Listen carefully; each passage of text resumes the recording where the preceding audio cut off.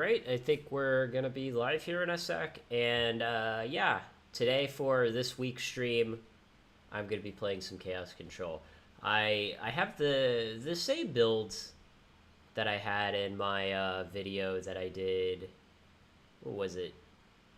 1.5 years ago, 2 years ago, something like that. Yeah, I think this list is fine.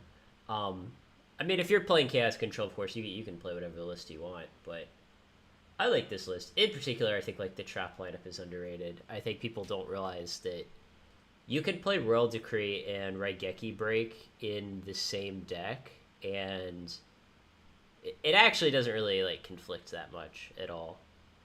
If anything, if you open like Royal Decree, Raigeki Break, and another trap, you can go Raigeki Break, like discard the trap, and then activate Royal Decree later. Hey Gulaz, I think you're first viewer, so cool. Let's go ahead and get started.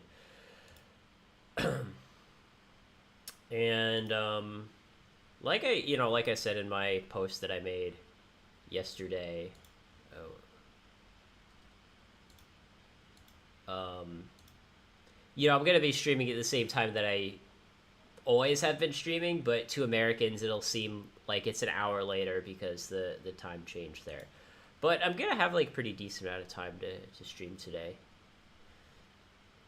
Chaos Control is interesting because I think it's one of like the few top tier decks in GOAT format where you're not trying to juggle like multiple objectives, in the sense that like if you're playing a deck like Warriors, it's like, yes, it's an aggro deck, but you have to decide, like sometimes you play more of the card advantage game, and if you're playing like GOAT Control, like yes, that's a control deck, but sometimes you're really trying to like string together an OTK.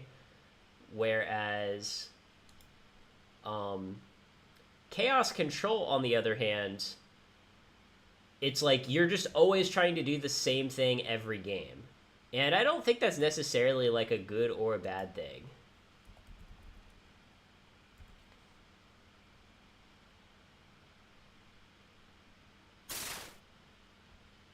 And I don't know who DGZ Rampage is. But I would be... I know it's a person that I know, but I don't know who it is off the top of my head. So I am worried. I don't know. Maybe I'm being paranoid, but I'm a little worried that I could be getting stream sniped. Because I know it's someone that I know. Someone in the chat will tell me who it is. Because, like, it's escaping me right now. But I definitely know this person. Like...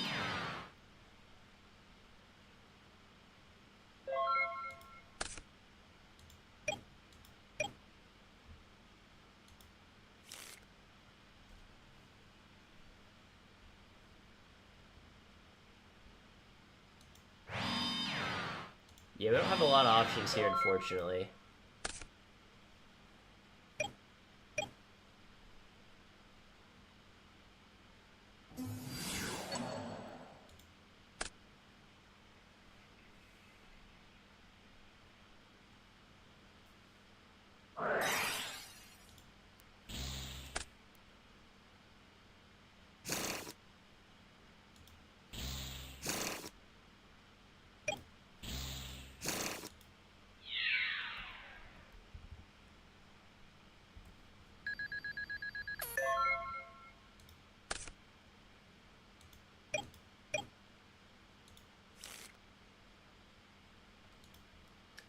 It's unfortunate because I think we might be up against like an aggro deck, and we have like cross out Magician of Faith. Like our deck does fine against aggro in general, but this is not like the best hand for aggro. I mean, Dan, I can delay the stream, but in order for the delay to be meaningful, I'd have to delay it by some ridiculous period of time, like 15 minutes. And then, like, I can't really be talking with the chat because they'll be talking about something that happened 15 minutes ago.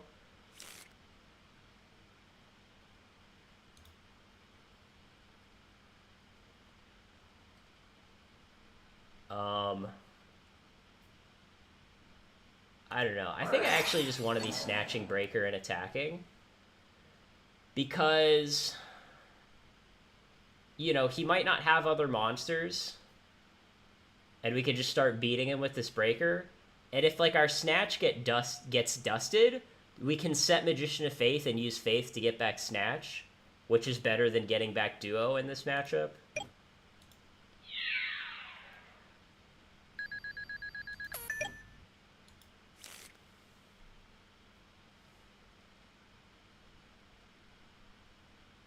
See, I'll just say go.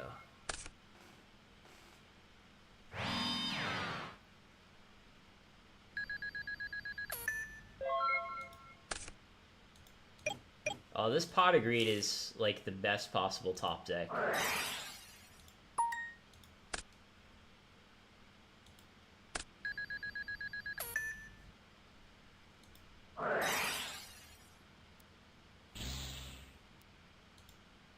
Alright, so he set Warrior. Okay, I don't think he's stream sniping me, because he would have made like totally different plays if he knew our entire hand.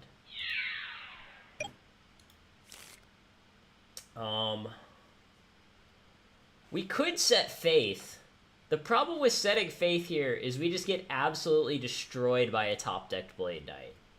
Like, just absolutely destroyed. So our opponent has 3 Blade Knights and 2 Rotas in his deck. That's like a 1 out of 7 chance. I think I'll take the risk. I think I'll take the risk. There's like a 1 in 7 chance that he top decks a Blade Knight, and like the other 6 out of 7 times, we just get absolutely destroyed.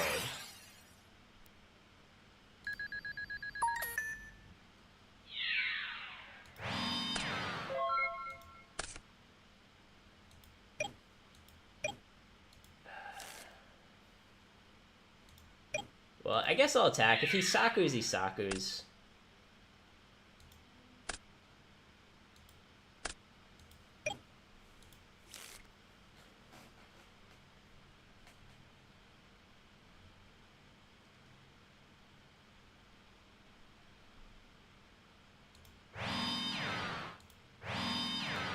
So the interesting thing here is next turn if we top deck a level 1, we can meta into Thousand Eyes, flip Skill Drain, and then use Thousand Eyes effect. No, if Snatch dies, the monster goes back to its owner.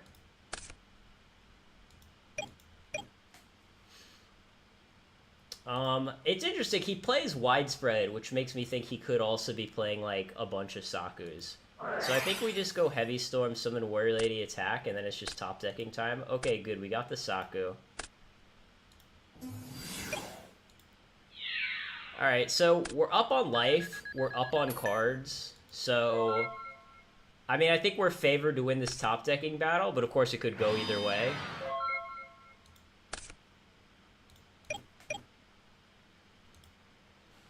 He probably plays Mirror Force. And he probably also plays Torrential. Okay, we got rid of the Mirror Force.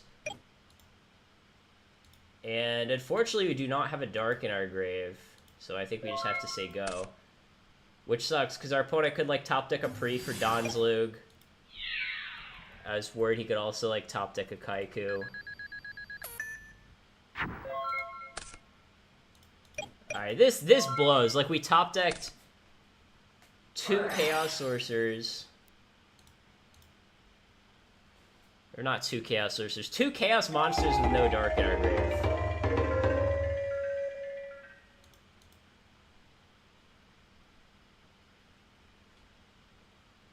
How is he viewing his... Oh, it's his viewing deck because we're siding, I guess? I just hadn't seen that before.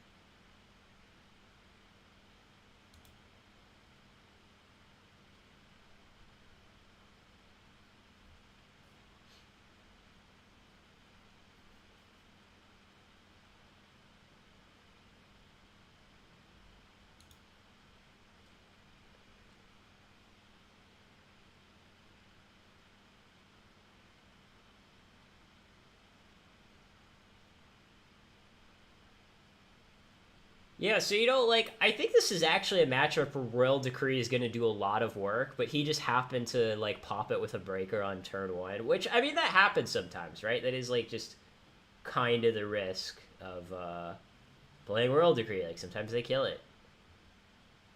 I mean, you hope that you can get value out of it first before your opponent kills it, but, you know, shit happens.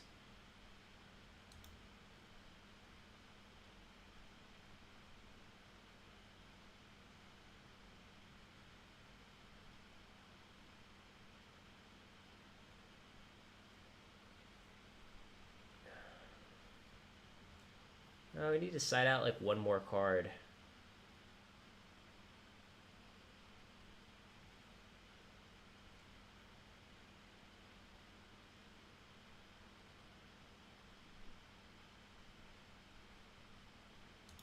I don't know. Because I am siding out 2 level 1s, so siding out meta, I guess, kind of makes sense.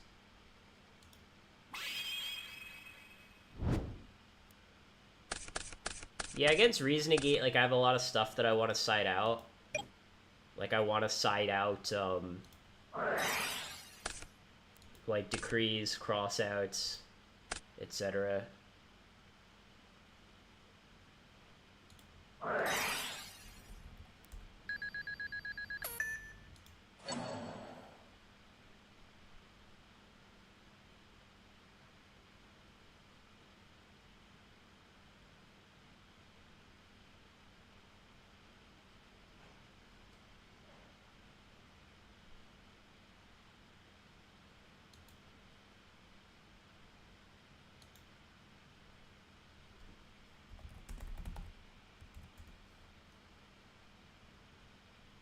I don't know why okay. Man, this guy opened Breaker again. I wonder if he plays BLS, because we saw, like, Goblin Attack Force in this deck.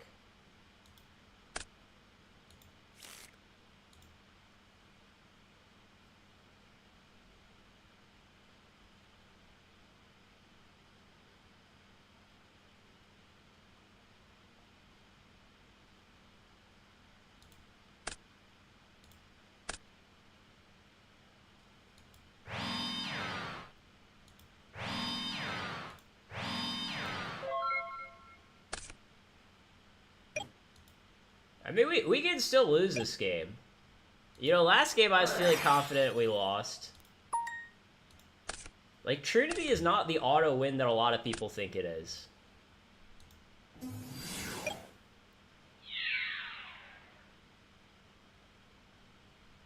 Yeah, we'll just ring this guy, why not?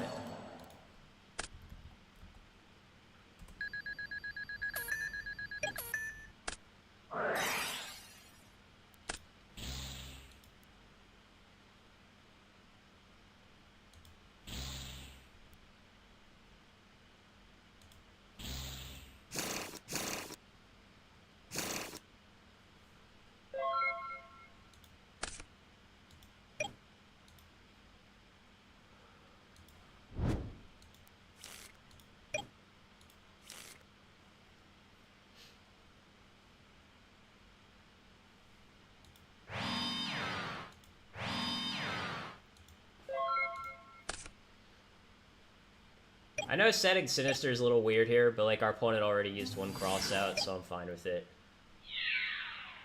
And then now we, like, block this damage without having to use our Scapegoat.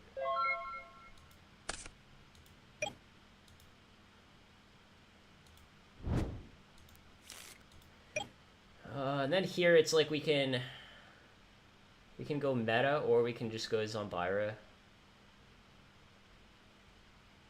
I think I would, yeah, I think I'd actually just rather go meta.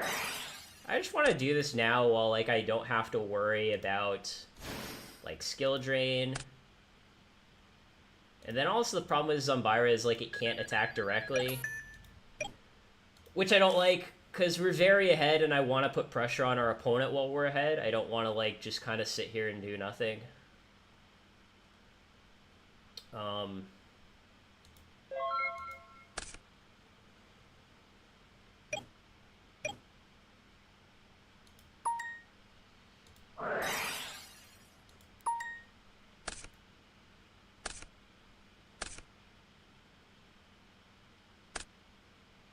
Yeah, I mean, Zumbira isn't, like, as good against this build of Warriors, because he's playing some number of Goblin Attack Force. Probably even playing the full 3. But it's good against, like, every monster in his deck other than Goblin Attack Force.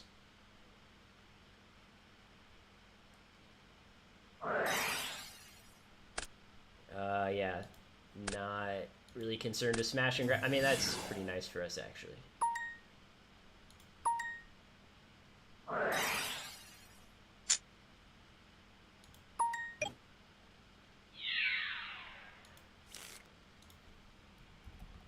And he's playing Big Bank Shot. I basically just am hoping he doesn't hit the Zombira.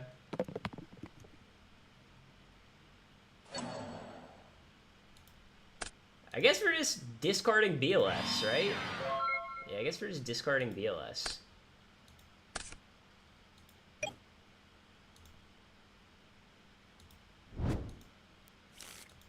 And it is nice.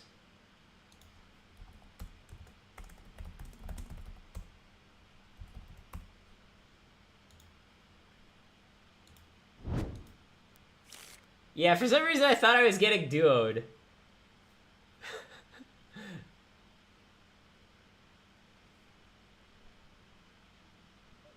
But yeah, we'll just attack over this guy now.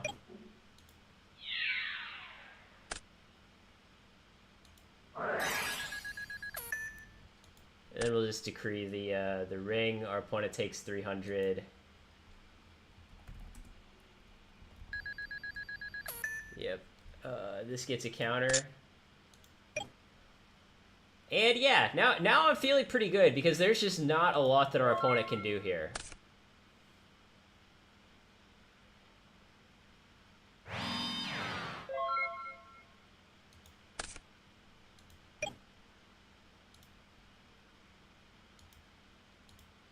So that's a cool trick, by the way, where I pretended to check my grave for Sinister in my standby, but I'm actually checking for spells. Obviously we have, like, full Trinity, which is pretty good. Then we can use Tsukiyomi, flip down our Zombira, and attack for 11, or set Faith. I think we'd rather just set Faith, if we're being totally honest. Even if the Faith, like, dies to a Blade Knight, then we'd have Light for BLS. So the reason why I discarded BLS is because I forgot Donzlug isn't the same card as Delinquent Duo. And yeah, I think, like, our side decking plan was fine.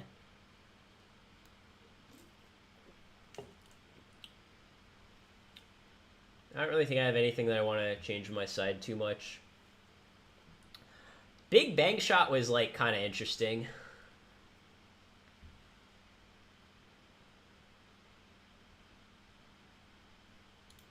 I don't know, we might just lose to a Big Bang Shot as Azura Priest or something.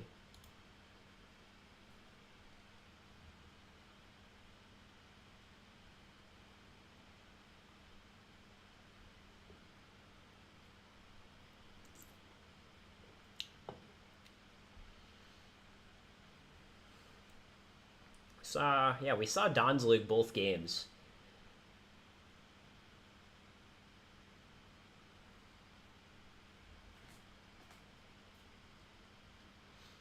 Both games our Spy also got hit by Crossout.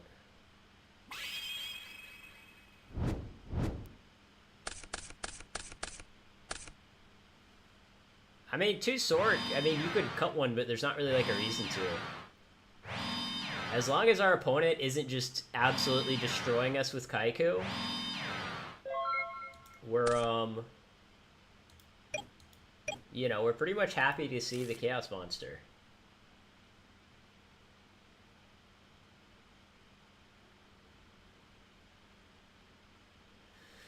So 5 back rows, no monster.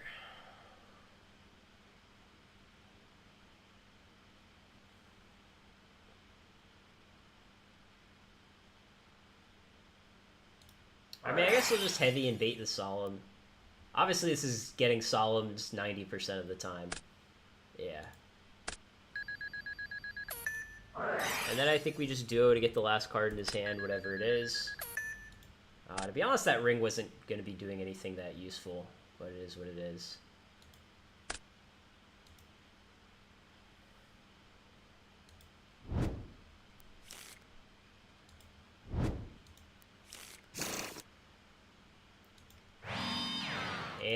there's definitely like a lot of cards that would just absolutely destroy us, but you know, it is what it is.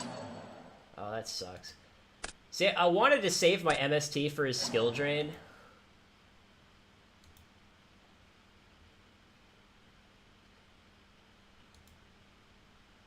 Oh, for some reason it's not letting me.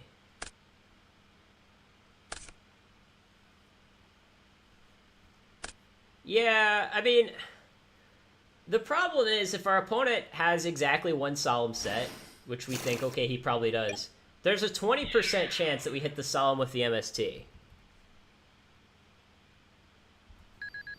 Which, it's like, is that good enough to go for that play? Maybe. If we were up against, like, a normal warrior deck, I think that would be more valid. But against, like, a skill drain warrior deck, it's like, I don't know.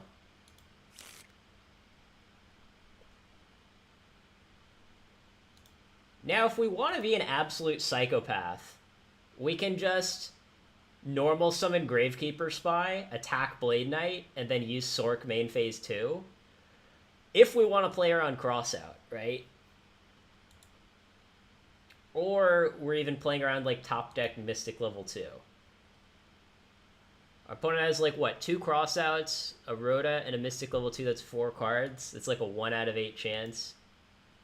I mean, really, we're just worried about Crossout, though. If he has, like, Mystic level 2, we don't really care that much.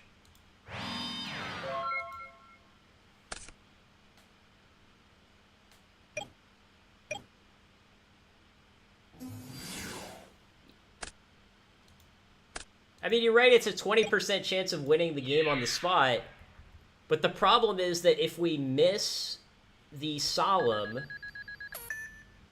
and, you know, later we would have potentially wanted to have the MST for skill drain, right? Kind of my plan in this matchup was that I wanted to save MST for skill drain.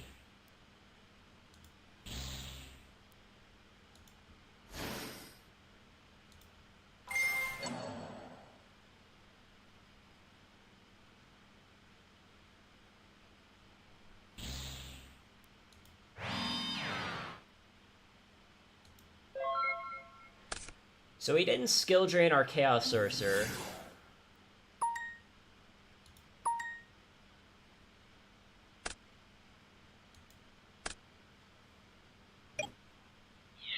Well, I guess we're just gonna Mirror Force this.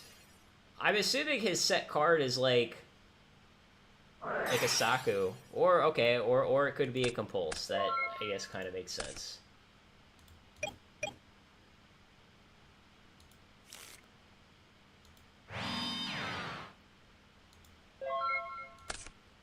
And now we're just stuck with 2 Thunder Dragons that aren't doing anything. That is the risk of playing this kind of deck, too.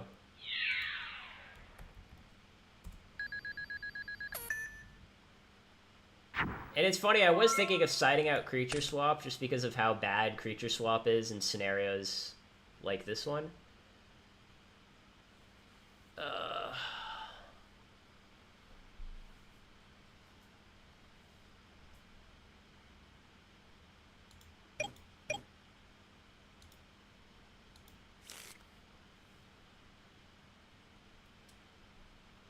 Well, we can set Tsukiyomi.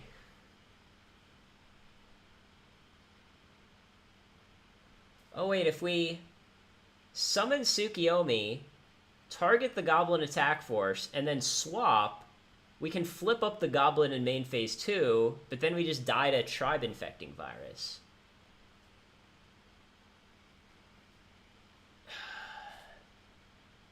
Or not flip it up in I mean, we could flip it up in main phase 1. Or we can set Tsukiyomi.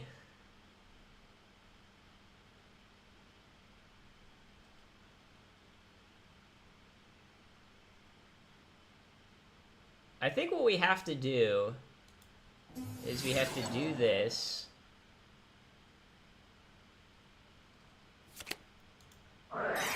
And then Creature Swap. And then leave the Goblin set because it's the only way that we live. Yeah. Oh yeah, you're right. We can't flip up Goblin. But even if we could flip up Goblin, it would be a bad play.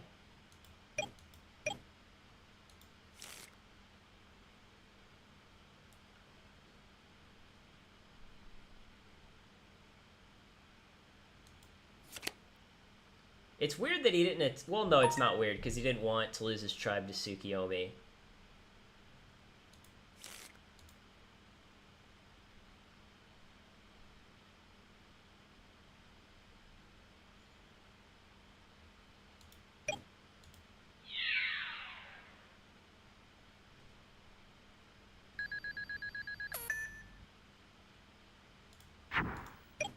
And then I think the play here is, like, tribute for Set Thunder Dragon, right?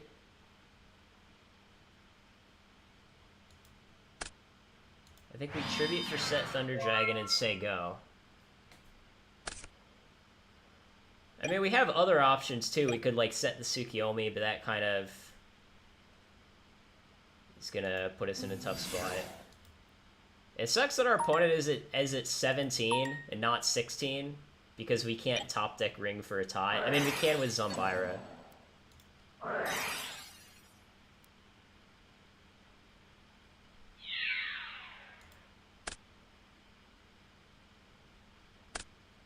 I don't know, I'm feeling good about this now. Like, our opponent could, like, top deck some really good card, but as long as he doesn't, I don't know, top deck some sort of really strong card, we're in a pretty good spot.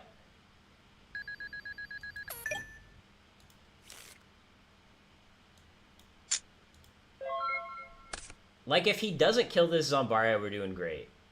If he, like, top decks the Blade Knight to run over Zombira, well, then we have to, like, Tsukiyomi, you know, kill the Blade Knight, and then we're, like, wide open unless we top deck, like, a Scapegoat, which we only have one in our deck because we decided one out.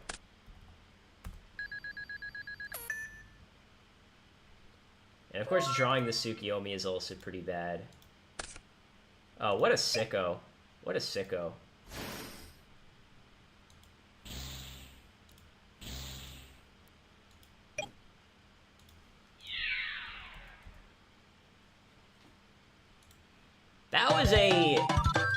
That was a surprisingly close match. It's pretty rare in GOAT format that you have matches that are this close.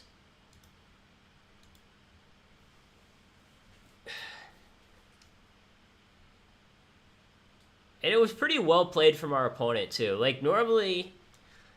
I know it's, like, not the best stereotype, but, like, a lot of aggro players just aren't very good. Like, they just don't know how to play the deck that they're trying to play. But, clearly he knew what he was doing.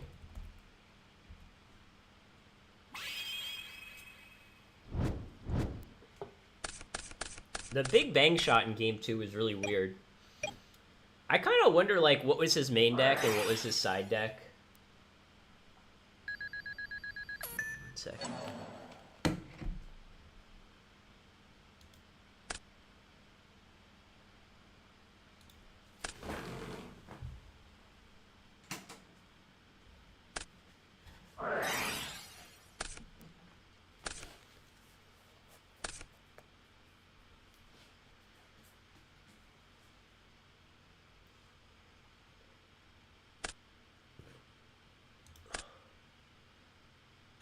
Amphibious Bugroth, MK3. You know, I've always wanted an Amphibious Bugroth. That's like my dream car. I think to play around Dust Shoot, I'll just activate Goats.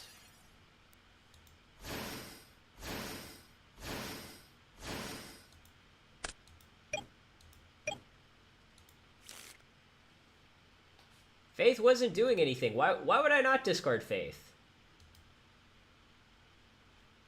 Discard what? So I can get back my Scapegoat? I don't understand.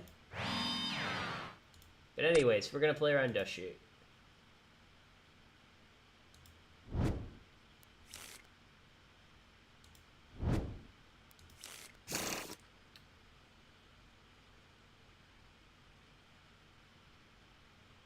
We can even set the meta if we want to play around Dust Shoot even more.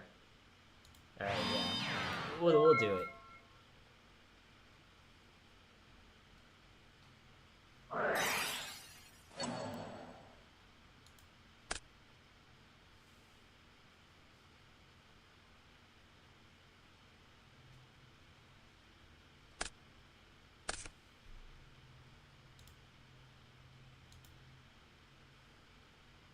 I hope he doesn't have, what's a card? Fenrir?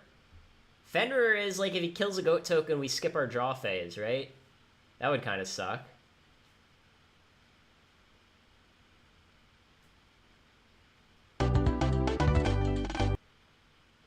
I kind of want to know if he had Dust Shoot set. What do you guys think? I think we should watch the replay just to see if our opponent had Dust Shoot set. I have to find out. I have to find out. Well, of course it takes a minute for like the replay to show up. I actually think he probably didn't have Dust Shoot set. I think there's maybe like, I'd say less than a 50% chance he had it set, but I think there is a decent chance. So like, I kind of want to see. And I tell you, I hate how with Dueling Book, it's like you have to wait like 10 minutes for the replay to show up.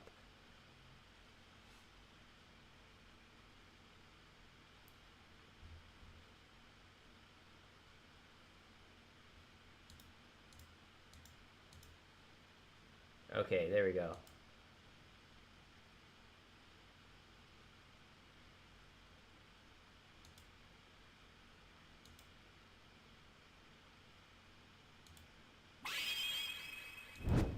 We have to find out. Oh no, it looks like he didn't have Dust Shoot set. I don't think so anyways. Oh no, it was Mirror Force. Who does that? Who sets MST Mirror Force turn 1? Well, this guy apparently.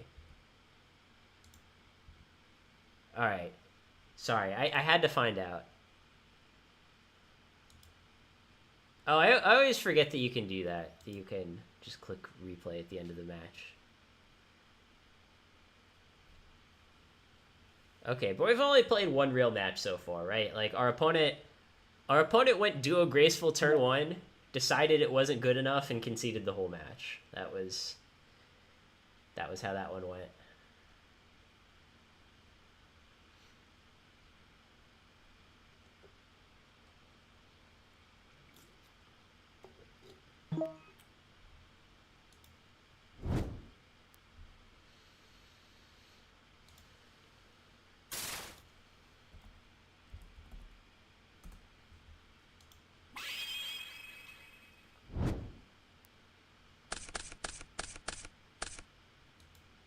Oh, this is pretty good hands.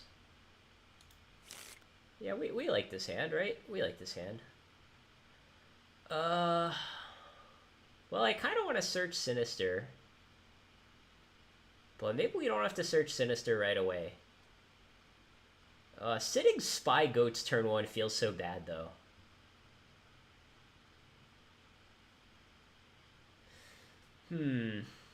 Yeah, I'll do it anyways. This might be a bad play. This might be a bad play.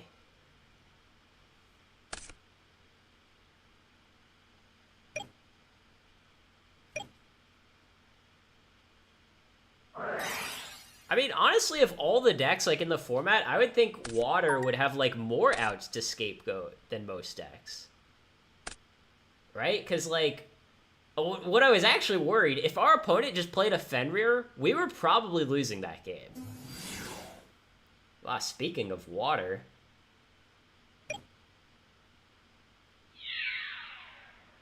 How is our opponent rated, like, 613 and he's playing this card? Sometimes I just don't understand.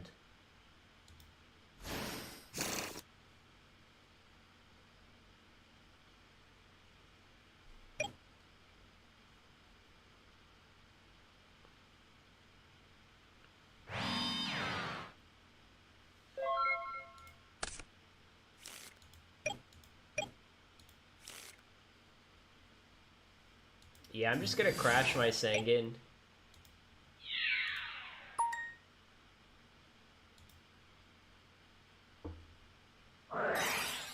Okay.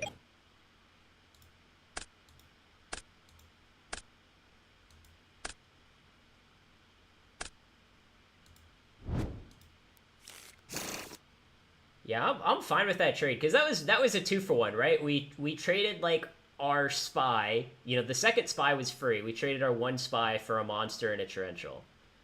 So I am pretty happy.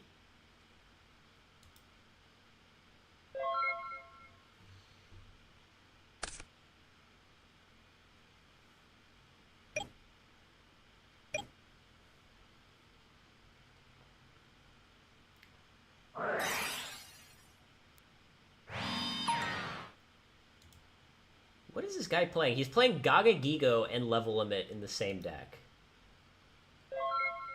This is real life, folks. This is real life.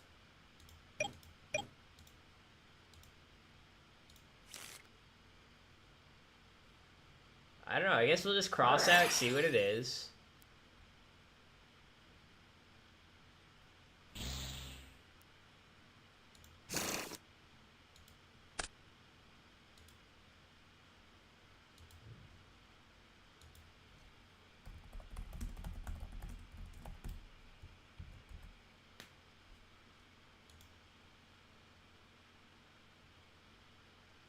Just making sure he doesn't have more Penguin Soldiers, trying to keep a legal game state. So yeah, our plan is like set Faith, say go, and then next turn start beating for 300 with Magician of Faith.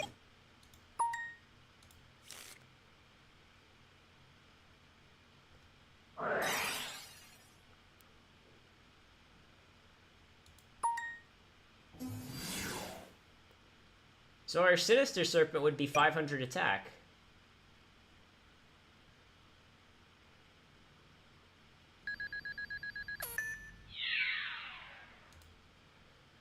So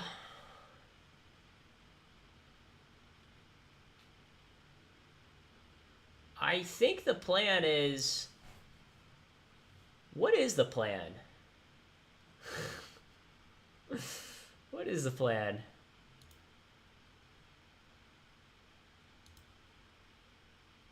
Alright, I think the plan is just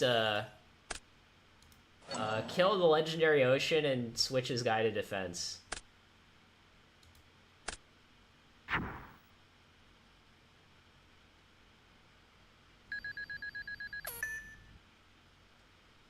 But yeah, this guy is like hardcore. He is like going all out on the water theme.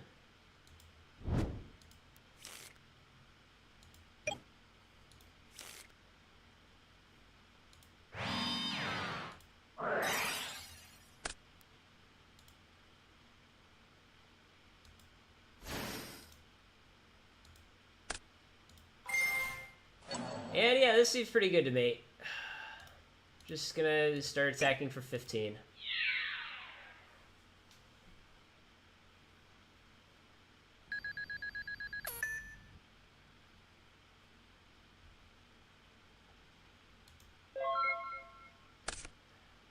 I don't know. I want to phrase this in a tactful way, but I'm not good at that. I don't know what it is about GOAT format that makes people play like such horrible decks. Like in Edison format, this doesn't happen, right? Like if you play Edison format ladder, almost like every deck that you run into is a real deck, right? Like maybe not like the best deck, but like you're gonna play against like real decks, like in Edison format, not like vanilla water, right? Like, whereas in GOAT format, like, it's different for some reason. And I don't know why. And, like, I play other card games competitively, and it's, like, the same thing, right? Like, you know, I'm, like, a top Marvel Snap player, and when every new season the rankings get reset, and you play against the low-ranked people, but, like, they're all playing real decks, right? Like, they're not just playing, like, their favorite, like, X-Men characters or something. And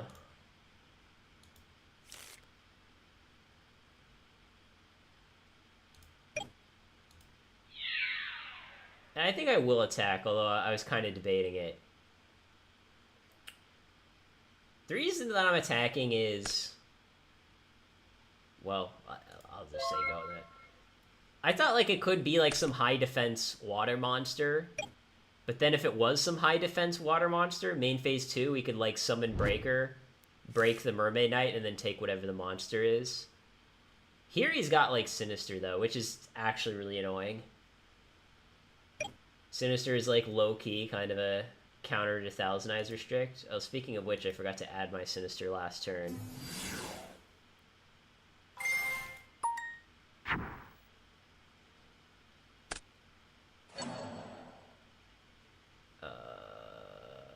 Where is it to extra? There we go.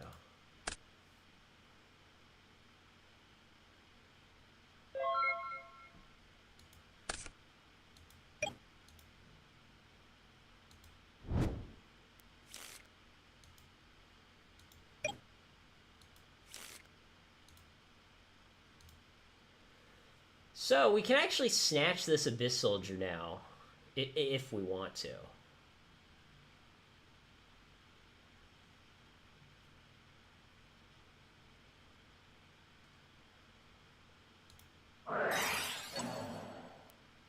I think that's what I'm going to do here. Maybe it won't work out for me, but I'm going to try.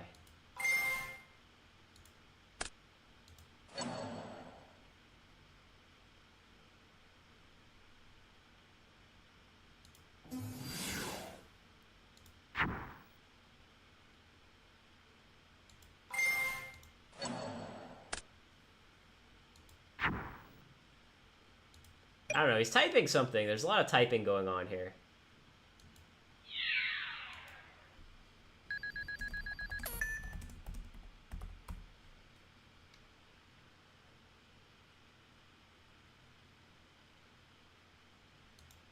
And this guy says he's watching my stream, but I told him not to snipe me. So...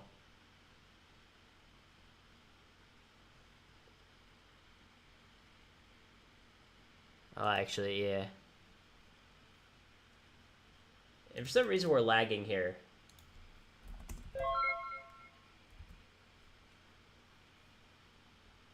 I say for some reason as though it's not... you know, it's not normal for it to lag. It's actually very normal. You know, what I should be saying is, anytime we're not lagging, for some reason I'm not lagging. Oh, and also, by the way, maybe I should have just done this last turn. But what we can actually start doing is using Abyss Soldier to just bounce back our Breaker and just go boom, pop that card, pop that card, pop that card.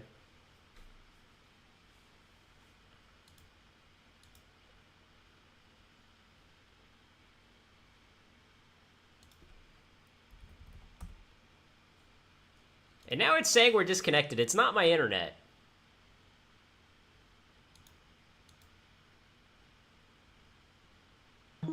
Yeah, we both got disconnected.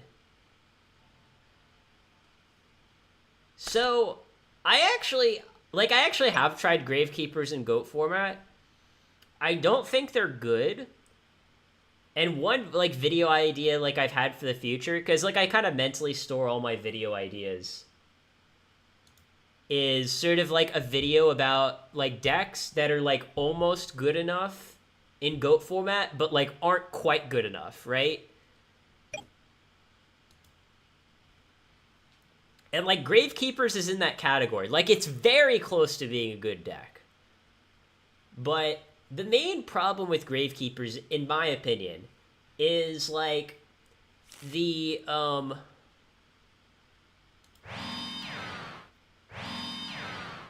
like, the selling point for Gravekeepers, like, in theory, should be that, hey, Gravekeepers are good against Chaos because you stop them from summoning Chaos Sorcerer, right? That would be, like, why you'd want to play Gravekeepers in theory.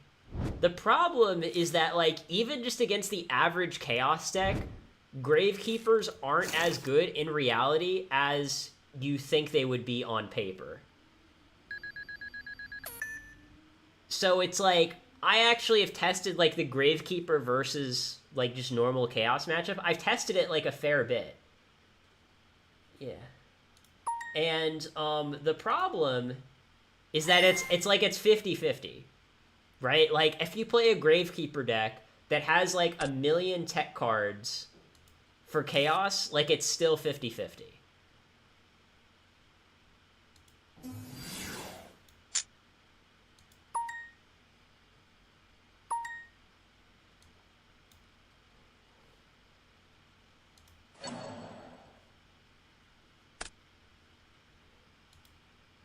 What just happened?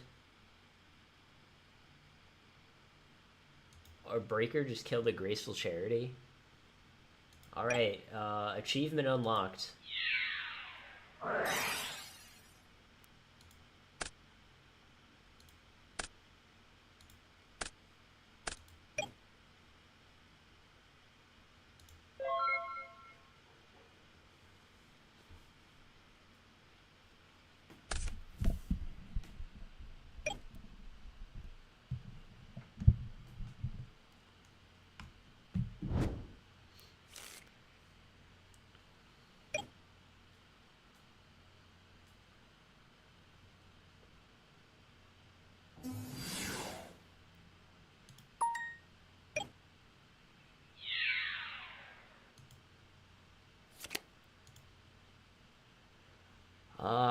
I don't even know what we're getting back. I guess we're just getting back meta, right? We can even, like, meta our Thunder Dragon, which might be a real thing. Yeah, I guess if our opponent has another level limit, meta seems pretty decent.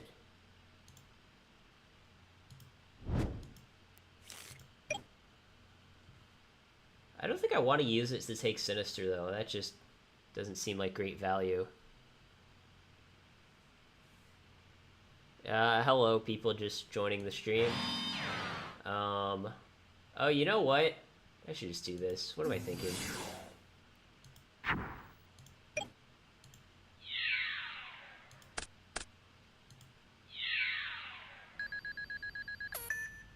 Yeah, like, so the main card that made Gravekeepers a playable deck was Gravekeeper's Commandant, right? That was, like, the card that made it, like, an actual consistent deck. Because the nice thing about Commandant is that it can be a Necker Valley when you need to have a Necker Valley, but it can be a beater when you want to have a beater. And the fact that that card is so flexible is, like, what makes the deck good. Whereas when you don't have that, it's, yeah, you know, not so good.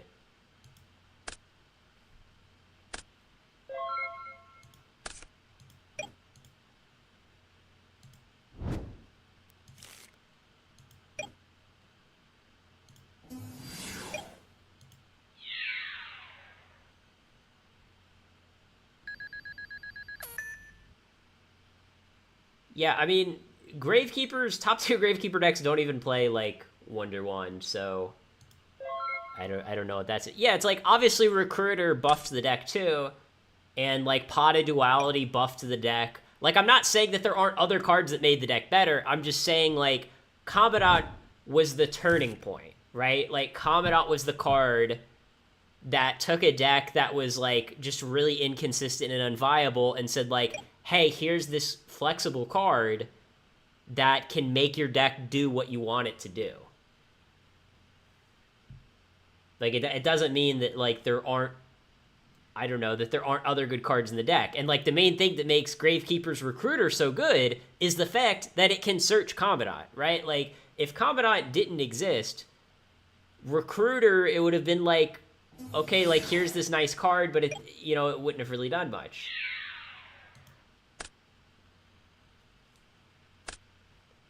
Yeah, I mean, you know, the steel target, the fact that it's a steel target is obviously nice as well. But even if, like, Gravekeeper Steel had never been printed, you know, Commandant would still be pretty huge.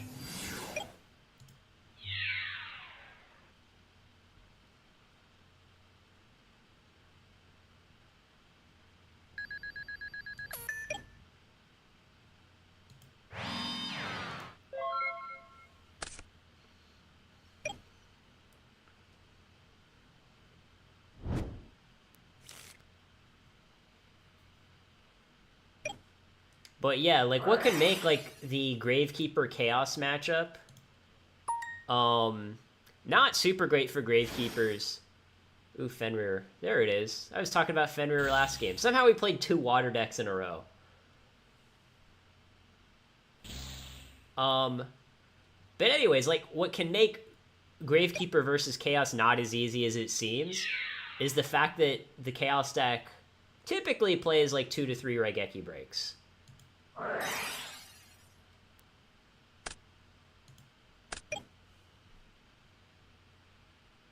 So Steven, I've been to the only Asian countries I've been to. Obviously, I live in Cambodia. I've also been to Thailand, which is really nice. And then last year I went to Japan. And it's interesting because Thailand and Japan are the 2 Asian countries that get the most tourists. So it held true for me at any rate. The 2 countries that get the most tourists are like the only countries I've been to. I want to go to Vietnam, and I'm sure I will at some point. I also want to go to Laos.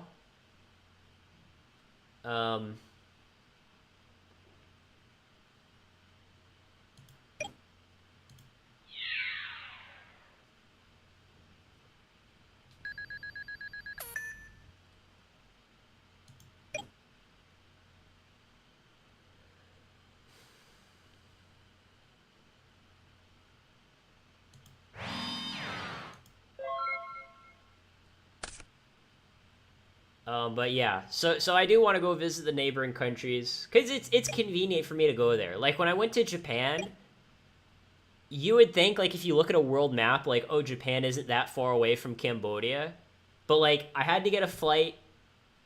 I had to get a flight to Bangkok, and then a flight from Bangkok to Manila, and then from Manila to Tokyo. It was actually like a huge pain in the ass. Like I am not a fan of like 20 hours worth of flights in a row. Not my thing.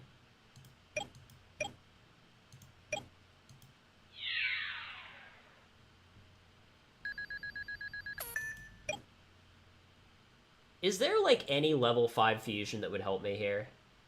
I mean, we could get Balter. I don't even think it would accomplish very much. Yeah, getting Balter would not accomplish much, if I'm being totally honest here.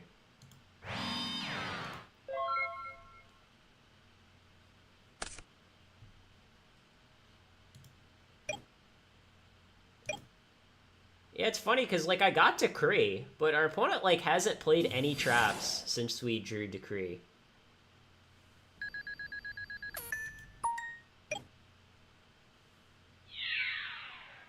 Alright, I guess he's gonna attack directly. I mean, he could just kill our Sinister if he wanted to. It would only be a difference of 300 damage. But yeah, now we're actually going to be able to do stuff. So here I just hope he doesn't discard our meta. Any other card in my hand I am fine with. Just don't discard our meta. Alright, he did not discard our meta.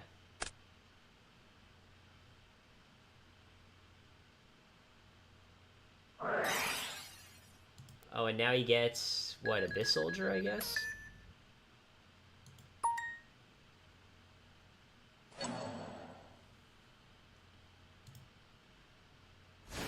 I mean, he can go Abyss Soldier and bounce, I don't know, whatever.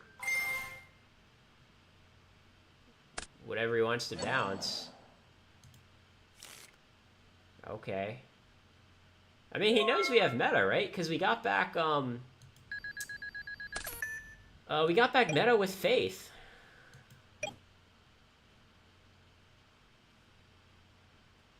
I think we got back meta with Faith.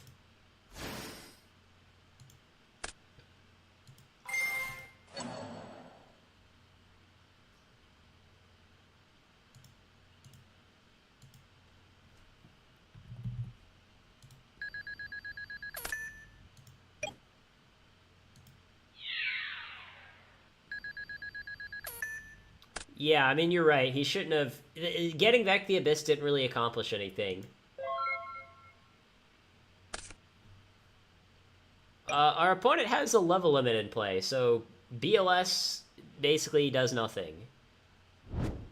And Gatling Dragon would also not do a whole lot. And yeah, I'm like 99% sure that Sinister is still level 1 with Legendary Ocean. In fact, I'm not even 99% sure. I'm 100% sure, because there's no such thing as level 0 in this game.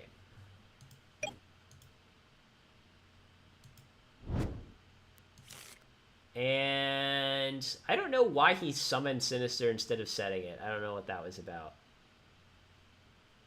We could BLS banish the Sinister. Yeah, we can't attack for game, because even our own Sinister, we can't attack with that. Let me just make sure there's not some way to have game that I'm missing here. I don't think there is. Yeah, I don't think there is. So I think we just attack for 15 and say go.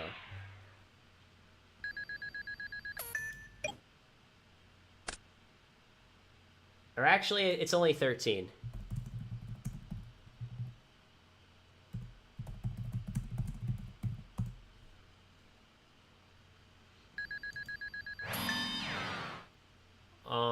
But now we have Raigeki break, so all is well in the world.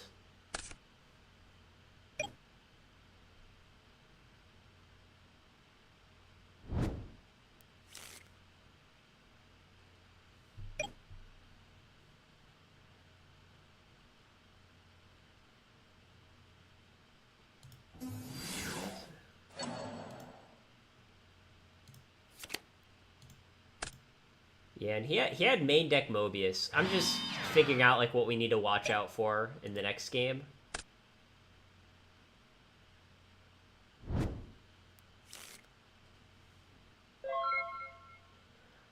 Okay.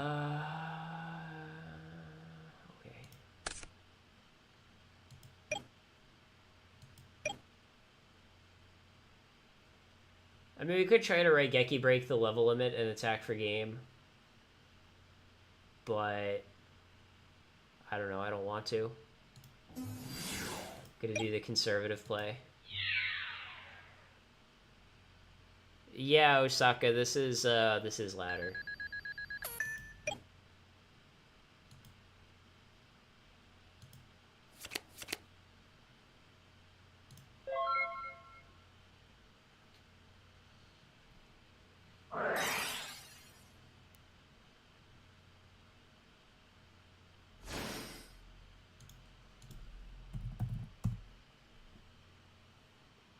I'm just gonna decree the call.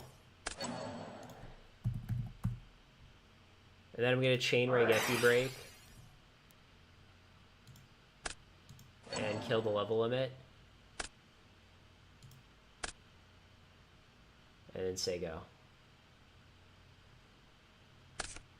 Oh, you think this is a random deck for ladder? Well, this is the second water deck we've played in a row. So what do you know? Clearly, you don't know anything about Dueling Book ladder. If you think this is random, this is apparently the meta now. This is the actual meta now. You know, if you're not building your deck to counter water, well, you just clearly don't know much about the meta.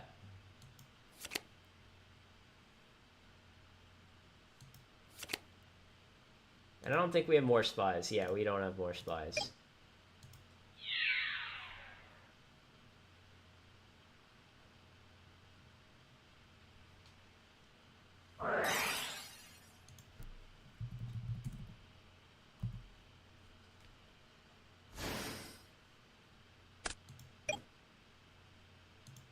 I guess I could have summoned BLS and had game through Ghosts.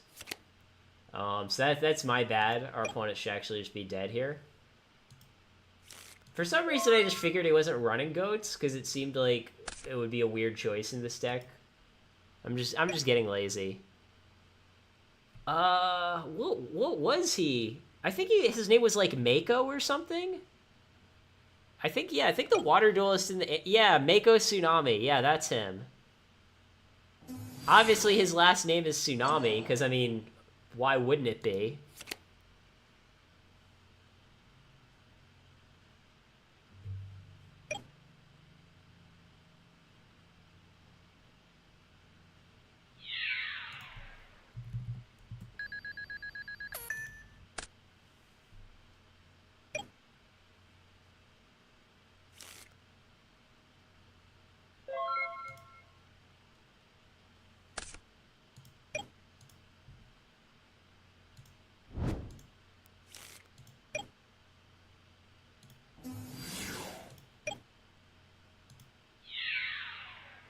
Oh, and technically, I took 800 off that Tsukiyomi hit, but I should have only taken 600.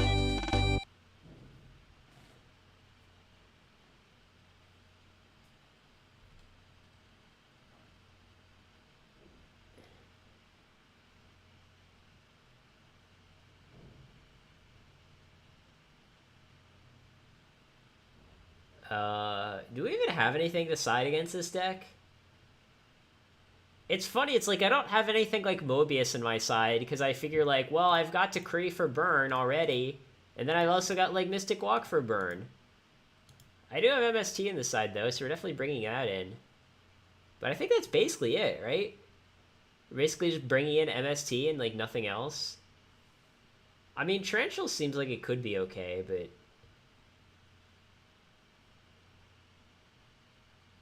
I don't know. Maybe I'm just being lazy.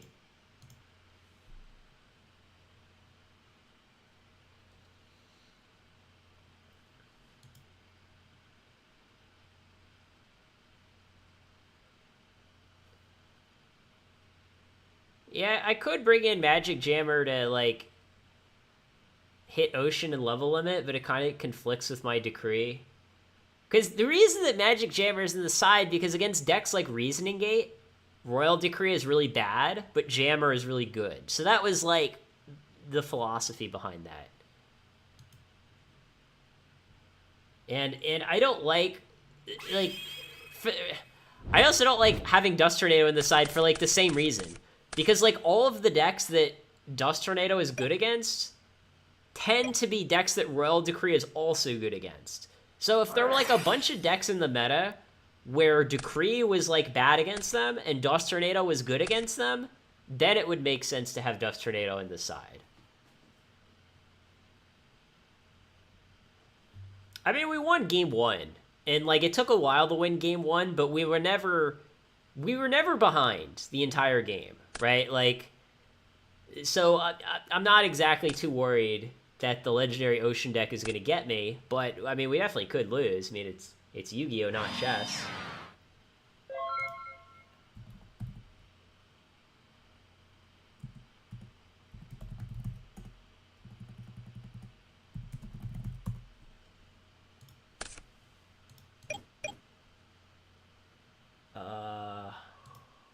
Well, I guess we'll just duo here.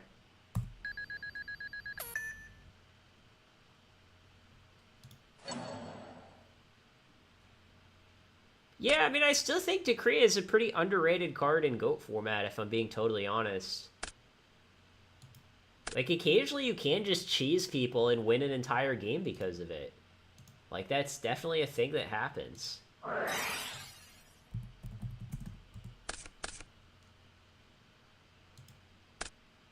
I don't think our opponent plays Magician of Faith. We did not see one.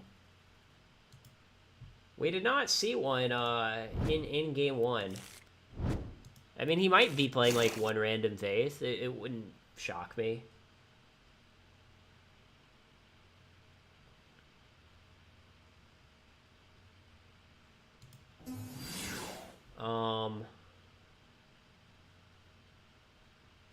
Yeah, I'm just gonna attack here. It might be like a Penguin Soldier. Oh, well, he does have Magician of Faith. What do you know?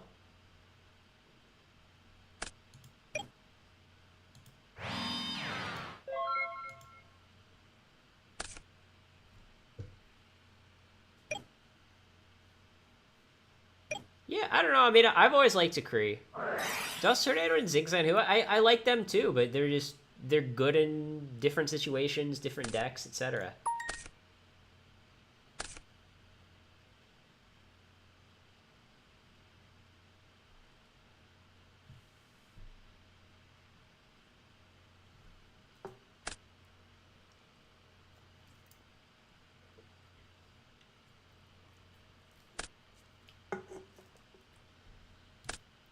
So he does have double water. You know, he could summon Fenrir.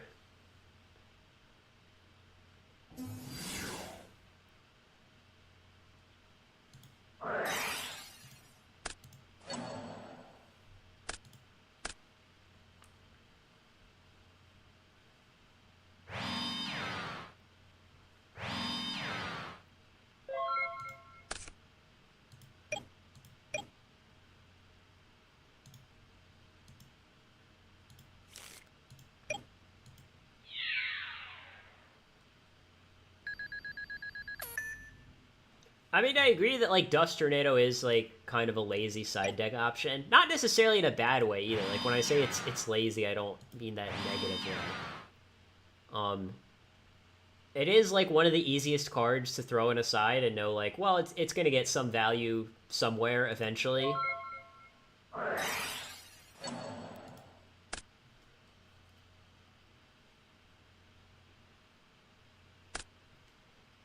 I don't side Dust Tornado like a lot though. But I do like it in main deck. Like in decks like Warriors, I think Dust Tornado is really good in the main. And like you could maybe also side one, right? Like maybe you're playing a Warrior deck and you main one Dust Tornado and you side the second, right? I think that's totally fine. What does he even have? Okay, Amphibious Bugroth.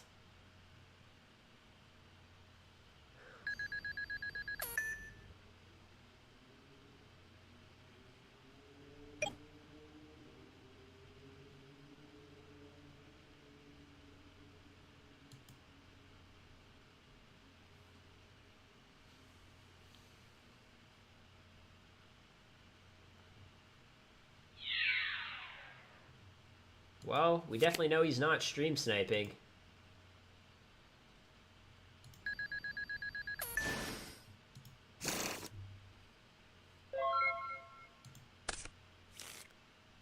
Yeah, I mean, Judgment's another card where I kind of main it, like, I main it much more than I side it.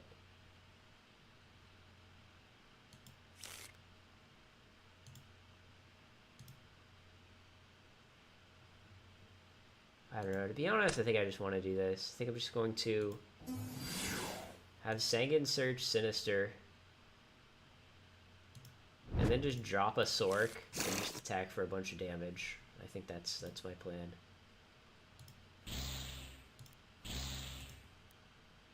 And yeah, I think we would rather banish it. Yeah, we definitely don't want to attack over this.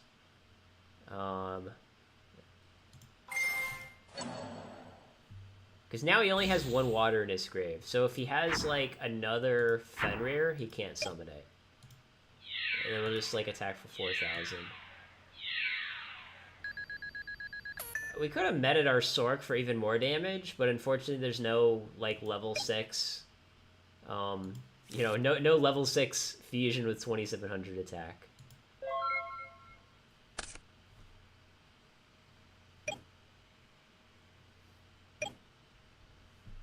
Yeah, game's not over. Yeah, our opponent has Snatch. Game's not over.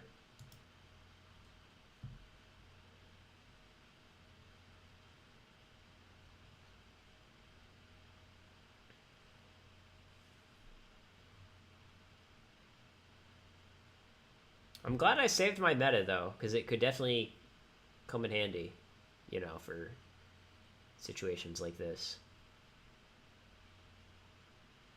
You know, one of the plays that I like doing, it doesn't work here because our opponent has our Chaos Sorcerer, but if our opponent, like, snatched another random monster, like, say he snatched, I don't know, our Gravekeeper Spy or something, what I often like doing is just going meta into Thousand Eyes, and then just letting the monster sit there and just gain 1,000 life every turn.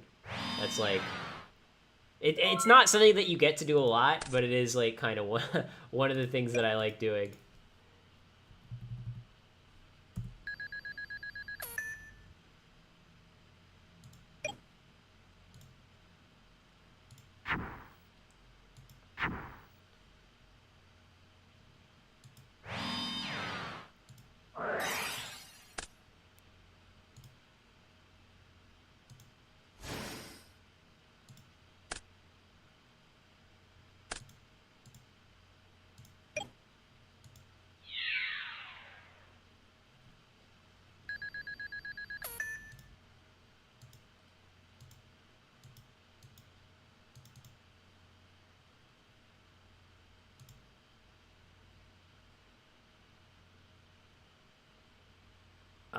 As far as what's the worst build-around card, I've heard of both of those cards, but I don't know their effects.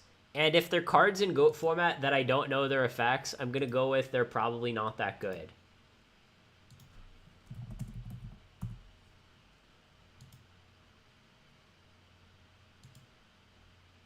And there's like another huge lag spike again.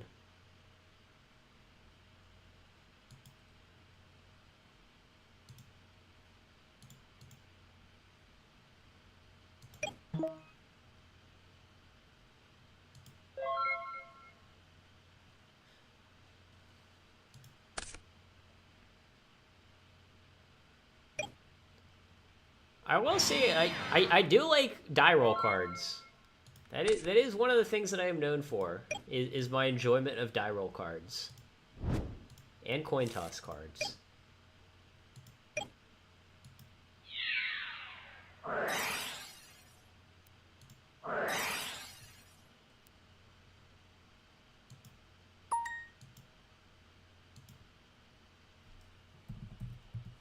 Alright, that's game.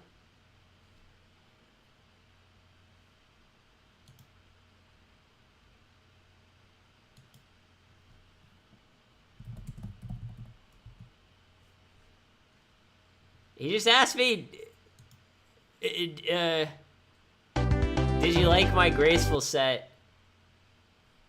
To which I said, not really.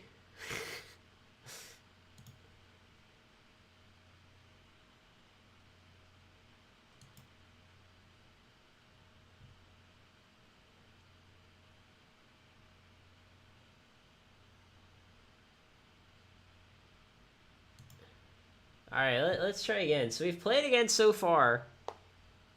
We played against like a Skill Drain Warrior deck, which was actually a pretty good deck in a very close match. And we played against like 2 water decks. Right? I think so.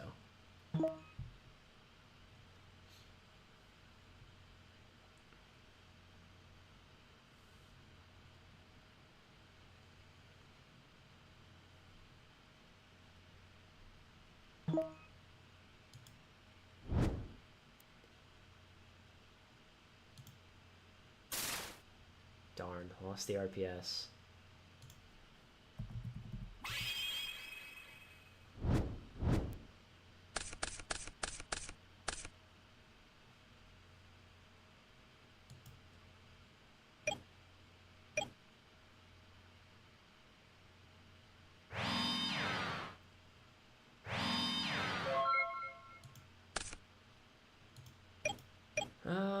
Well, double Thunder Dragon isn't the best card to draw. I hope this card isn't Gravekeeper Spy, because then it makes our Gravekeeper Spy not very good.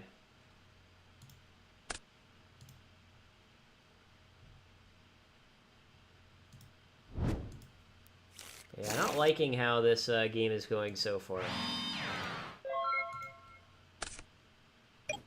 I mean, we did hit Sinister with Cross Out. I mean, I can't complain about that. Yeah, problem is, like, if we're just up against, like, a normal Chaos deck, we're probably just gonna get destroyed. Or maybe not. I don't know. Maybe our opponent just has nothing somehow. Okay, well, this is not going well. This is not going well for us so far. What we need to do is immediately top deck a Chaos Monster.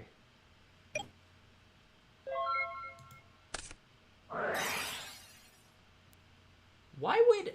Okay. Why would he just not kill our spies when he knows that we just have like a bunch of Thunder Dragons in play? In our hand. I don't know. This to me seems weird.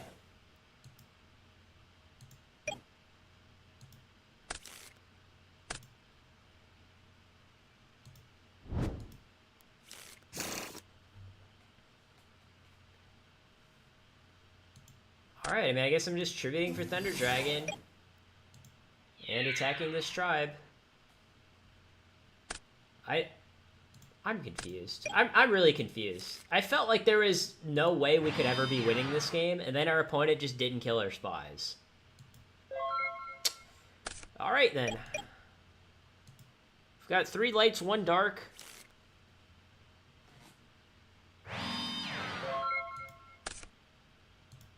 And my opponent is saying, hey, you can use Cross Out, and I don't care if you do. That's what he's saying right now. What are the odds that our opponent just has a Magician of Faith set, and we can actually just get him by attacking into it. I think there's a chance. I think there is a legitimate chance he has like Magician of Faith set. Oh darn, it's Sagan. Well, I guess that's fine.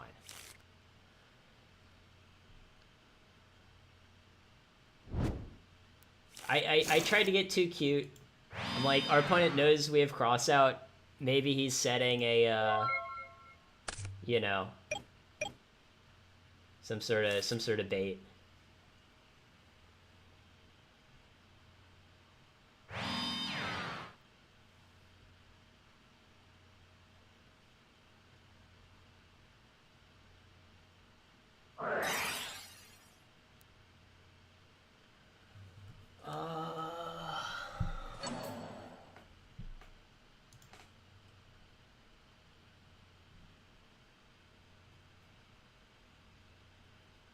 Yeah, these Chaos decks don't play Book of Moon anymore.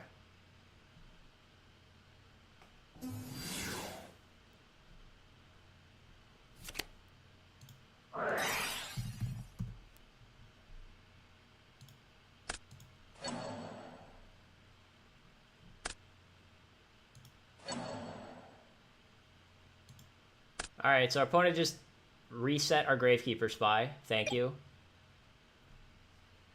And I don't understand, because it's like our opponent knows all of our cards. He literally knows exactly what we have.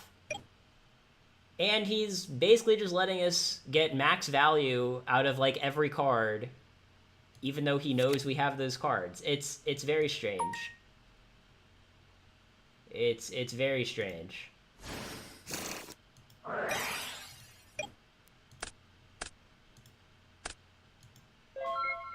Right, like, he just knows all of our cards and is just playing into them. It's bizarre.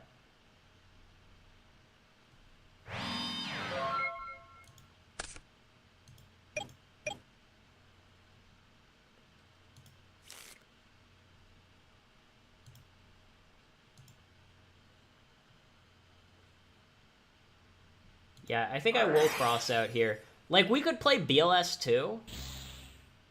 And I don't run Dekochi.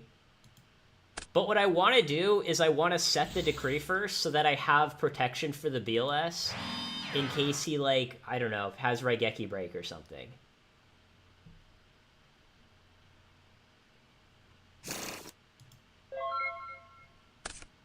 So, like, in an ideal world here... Yeah, I don't know. We'll see what he does. Well, he has MST for a Decree, so there goes that plan. Snatch is gone, though, which is good. Like, we don't have to worry about our BLS getting snatched. That is definitely pretty huge.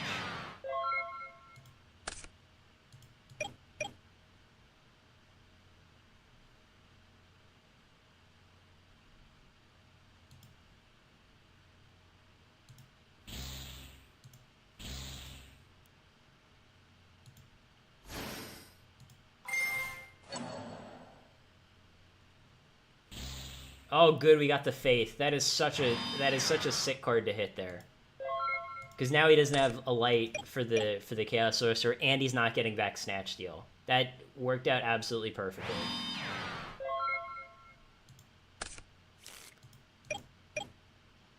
So I think we want to flip the Mimic first, see if, like, our draw changes anything. It doesn't really change anything. Banish whatever this is. Oh, another Faith. We are cooking, guys. We are absolutely cooking.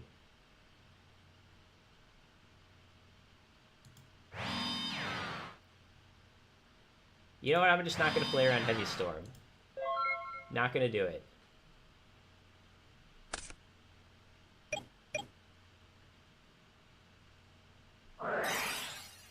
Top deck Graceful. That's a really good card.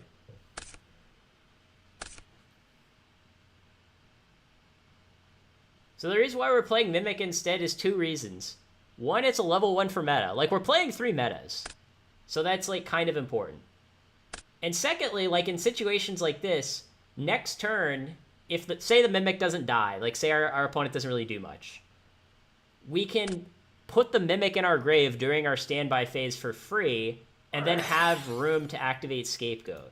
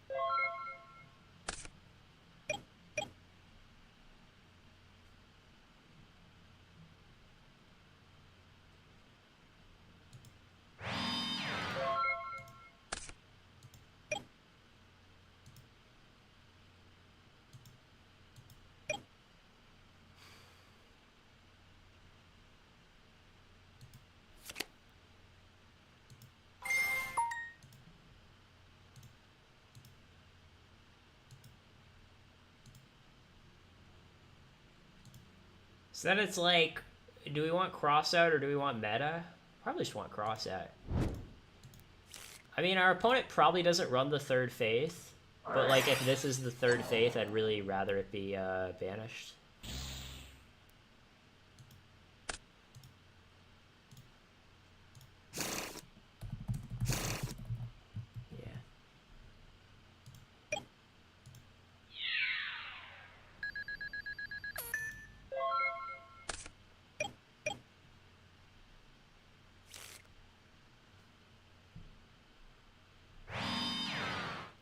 Oh, that sucks. Well, now I have to hope we, like, top deck Tsukiyomi.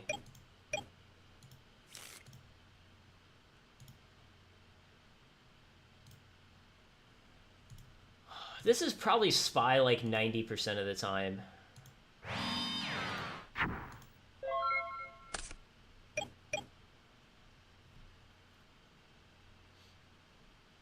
Because, like, everything else is gone. We banished all the decos.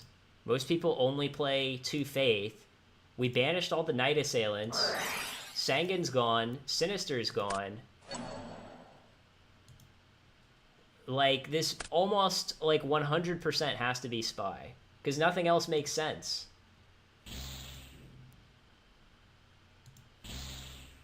And why did he not use Thunder Dragon? I'm so confused. Our opponent, like, had a Thunder Dragon in his hand and just didn't discard it to search 2 more.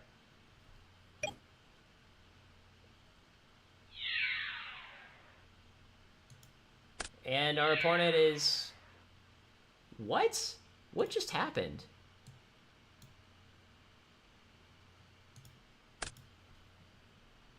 Our opponent attacked with VLS and didn't attack a second time, which is very strange.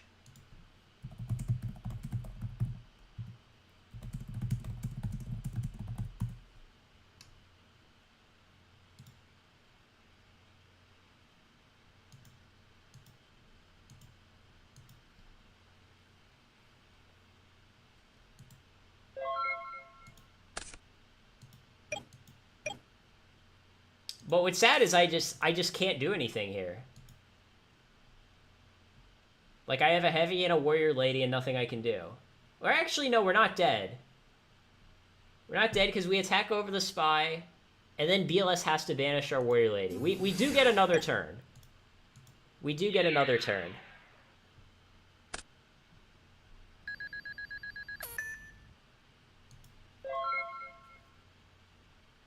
Like, if he just goes attack, that's only 27. If he top decks, like, a random monster with 1100 attack, then we're dead. Which I don't know what that would be. But yeah, we've got, like, a decent number of top decks that we can get. Like, any Chaos Monster would be great.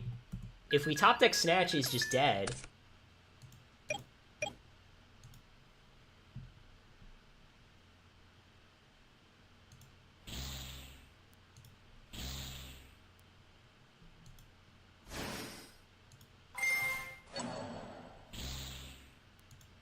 And our opponent still has no light in his grave.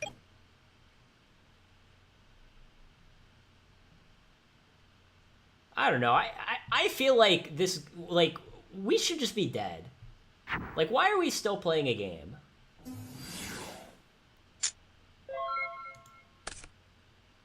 Why are we still playing a game? That's what I want to know.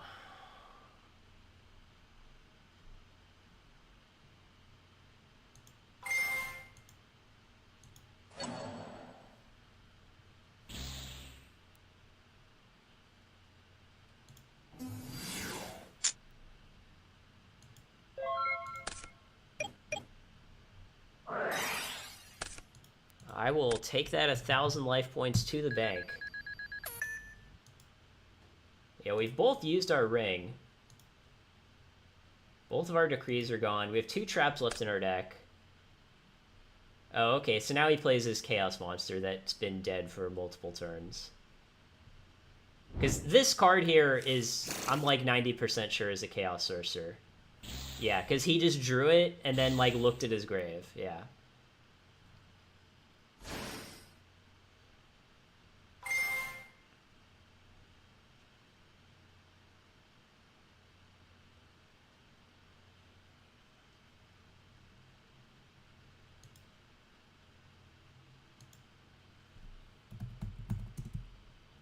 I mean, he just...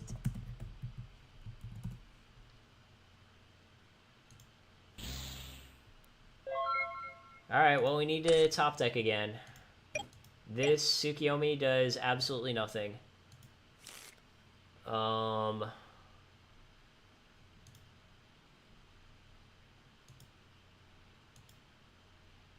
Yeah, we're basically back in the mode of we need to top deck, like, a Snatch or our second Chaos Sorcerer. So let's see, he can ban it. I mean, we're not dead.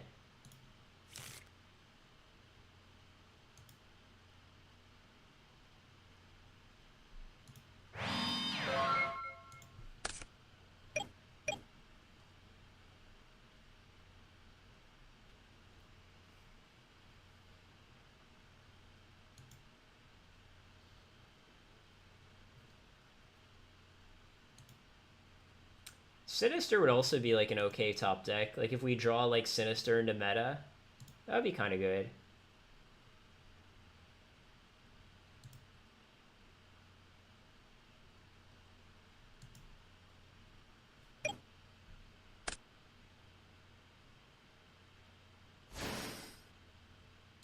Yeah, so he has a Thunder Dragon in his hand.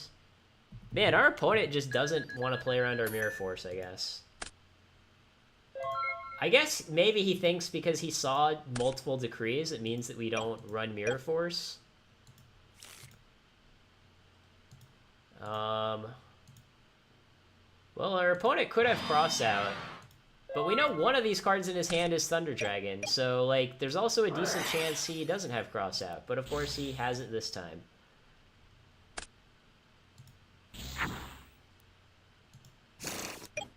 Okay, so, yeah, we're just dead here. Yeah, his Snatch was gone. Yeah, for this matchup, I don't think we really side anything. I think that was kind of the plan.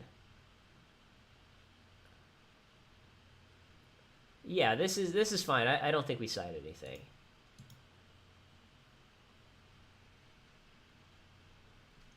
I don't think Benkai is that great. I mean, it's fine. Like, Benkai's like tier 2. But, like, it's not what it used to be. It's not what it used to be, I'll put it that way.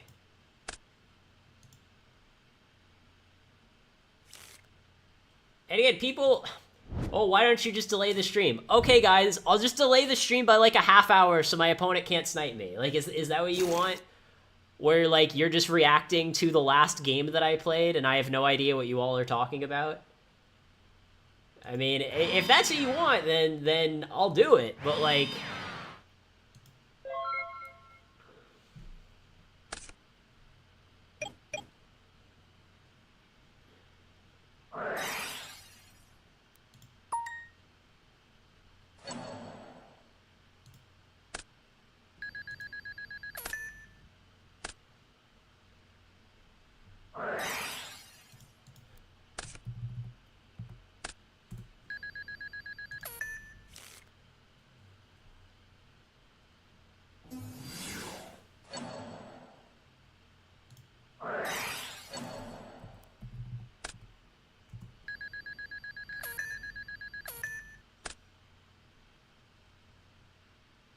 Well, I'm glad we got the breaker out of the way.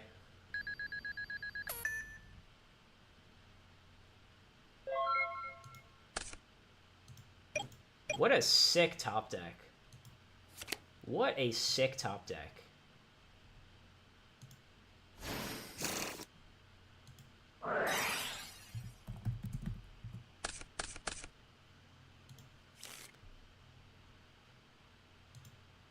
To be honest, I don't even think we need this heavy storm. Our opponent didn't set any back rows turn 1, and most of the stuff that he is going to set is chainable, so we just don't need this heavy storm.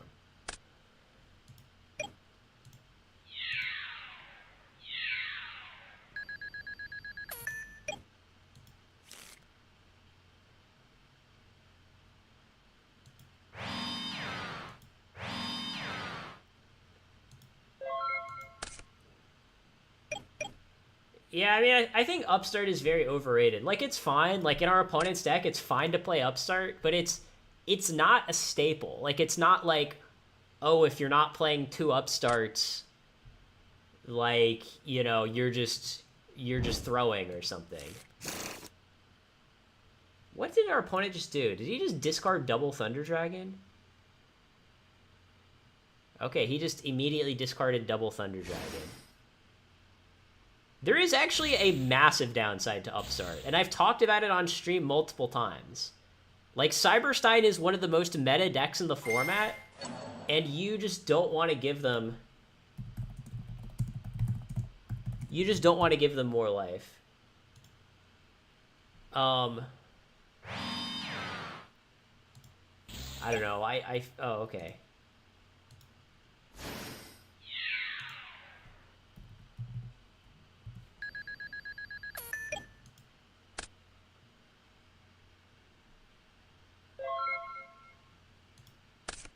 Like, what I think a lot of people kind of don't get about GOAT format is that, now there are some matchups where life points are not very important.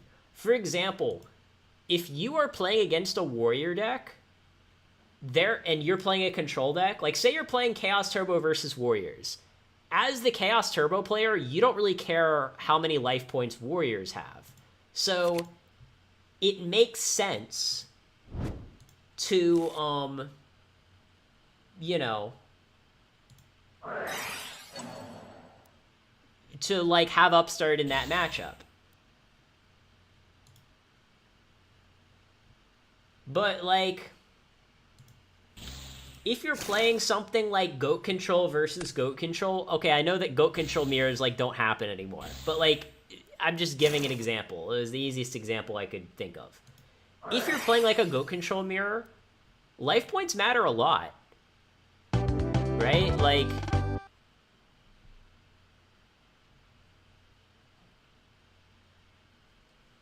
And if you're playing something like... I don't know, like, say you're playing, like, Chaos versus Reasoning Gate. You actually really care how many life points the Reasoning Gate player has, right? Because it restricts the number of Dimension Fusions they'll be able to activate. So, like, the way that I like to think about cards like Upstart Goblin is, like, obviously Upstart digs deeper through your deck, which is a good thing. And it gives life points to your opponent, which is a bad thing. And then it's the question of, is that trade-off worth it? Like, how often is it worth it? And, you know, like, for example, like, say Upstart Goblin, say the card was different. Say it gave your opponent 3,000 life, right? I think we could all agree Upstart wouldn't be good then, right? Like, if Upstart just said draw a card, your opponent gains 3,000, it would not be good outside of, like, the bad reaction burn decks, right? Obviously, that's not what we're talking about here. So there's some sort of tipping point, right, where the number of life points that you give your opponent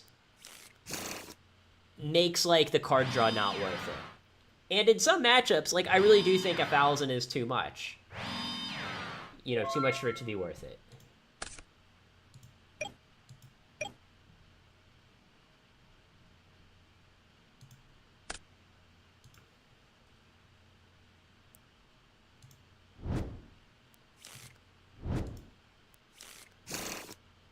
And the other thing that, like, people don't realize about just giving your opponent's life in general, is... And I'll talk about this, like, when I'm commentating other people's matches that involve Upstart Goblin.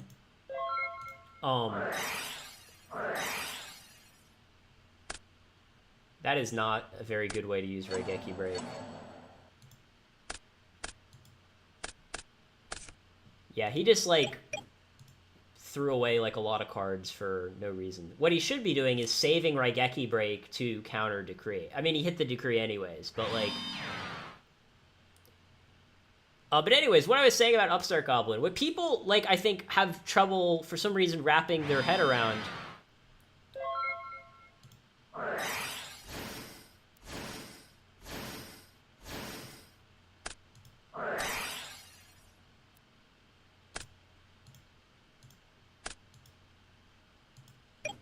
is the fact that, say, for example, I'll give you an example. Say it's, like, late in the game, and your opponent has an empty field, and they have 3,500 life points, but you had activated one Upstart previously. Now, if you hadn't activated Upstart, it means they would have 2,500 life points. And if you have, like, a BLS in your hand, you would have been able to kill them. So what will happen is, there will be games where you would have been able to kill your opponent on a certain turn, but then we're not able to because you activated Upstart Goblin. And when that happens, it is like you are giving your opponent an extra turn, right? You're sort of reverse time walking your opponent. And that can cost you games. The fact that, hey, I would have been able to kill my opponent, and now I can't.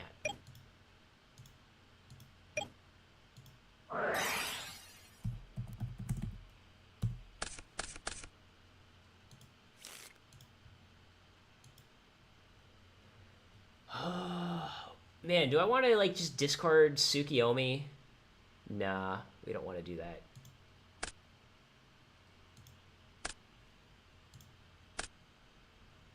Yeah, my opponent just, like, threw away a bunch of cards for no reason.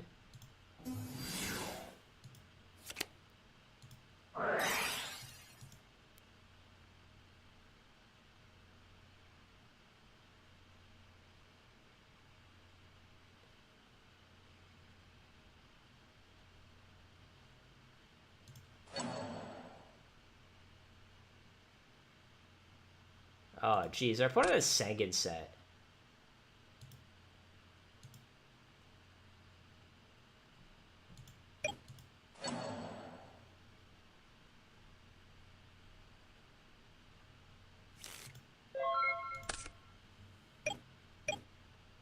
Yeah, like, if our opponent just didn't throw away all of his cards, I think, you know, I think we'd be winning. Or, he would be winning, rather.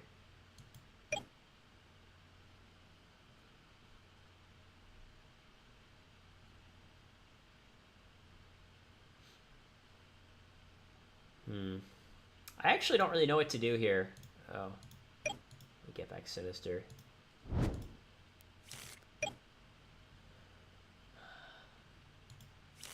I mean, I guess we just go meta, take his guy. I'll be kind of mad if he just set Sengen followed by Sinister and just baited, like, both our cards. That would be, like, mildly annoying.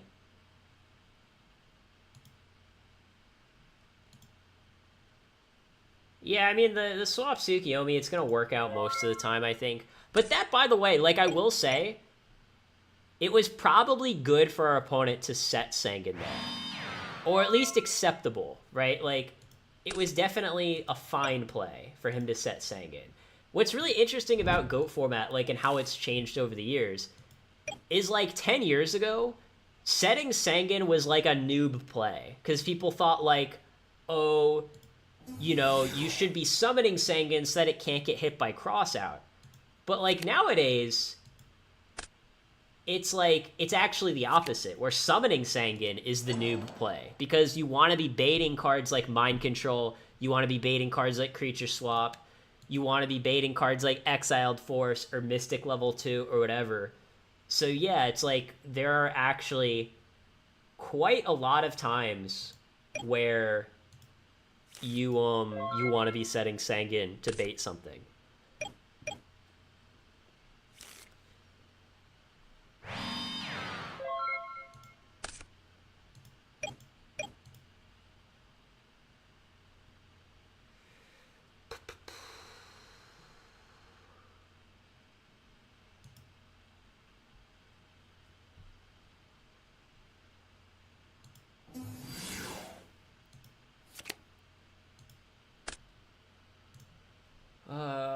Well, my opponent kind of has a lot of life. I think I'm just gonna attack with Tsukiyomi and play around Mirror Force. I know that might seem like a little conservative.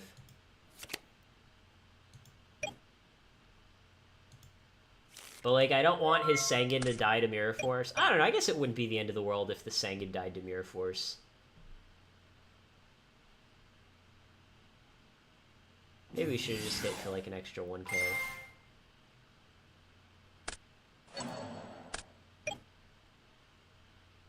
And yeah, he's gonna attack his Sanguine, which makes sense. Now we have a Dark in our grave, which is really nice.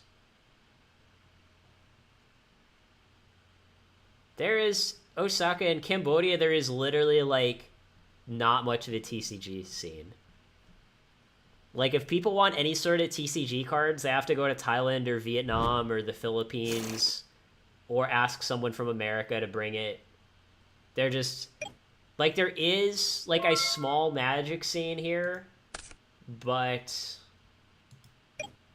you know, not like a lot.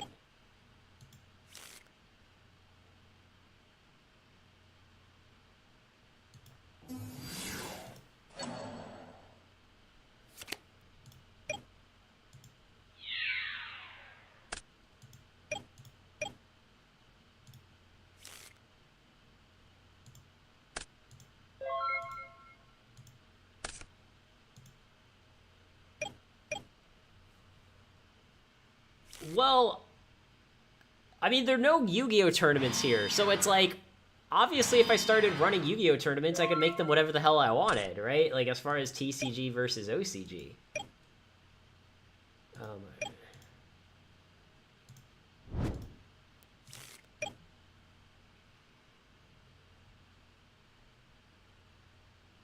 Because there's no sanctioned play. Like, there's no sanctioned... Even with Magic the Gathering, like, yes, there are a few people that play Magic here, but there are no sanctioned tournaments.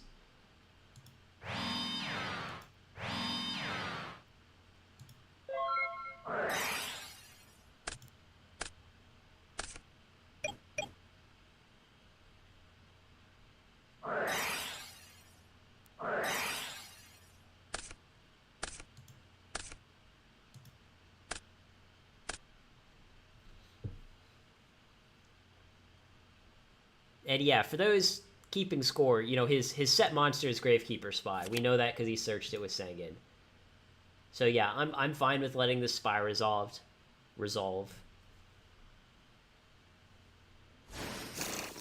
And in general, one of the nice things about Chaos Control is you basically just don't care about your opponent's spies at all. Like, yeah, nice cards.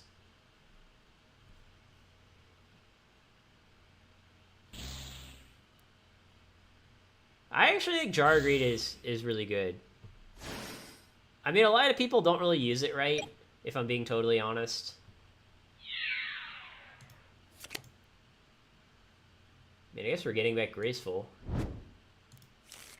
That's the obvious choice.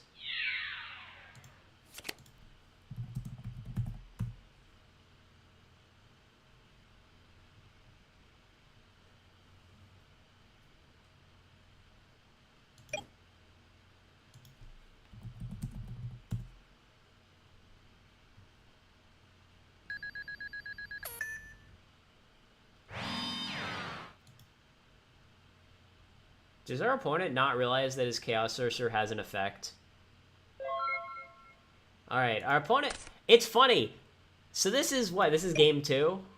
Or is this game 3? I don't know. Oh no, this is game 3, because game 1 he won. He has never used his Chaos Sorcerer's effect. Ever. Literally every time he's played a Chaos Sorcerer, he's just summoned it and attacked. Every time. He literally doesn't know that his Chaos Sorcerer has an effect. I'm just trying to, like... I'm just trying to emphasize this fact. That my opponent basically doesn't know what most of the cards in his deck do.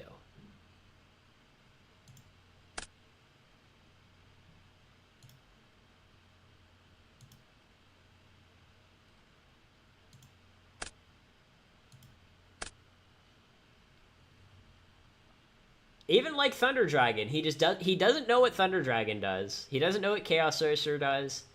He basically just doesn't know what any of the cards in his deck do.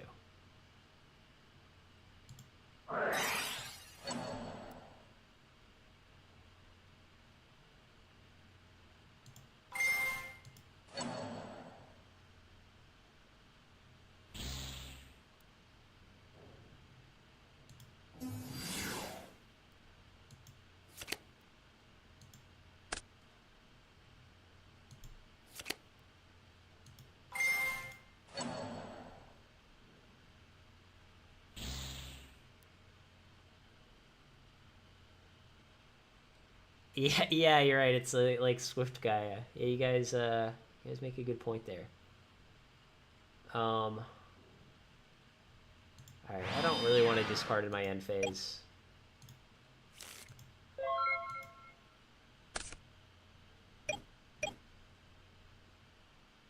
I mean, I get it. If my opponent's watching, like, I'm not trying to like roast you too hard. Like, I'm really not. I'm not trying to be an ass. So, Starfox, if you're asking why I don't play tournaments IRL, that's because there aren't any. If you're asking why I don't play tournaments online, it's because, like, all of the tournaments online start at, like, 2 a.m. in my time. I assume he attacked with BLS, right?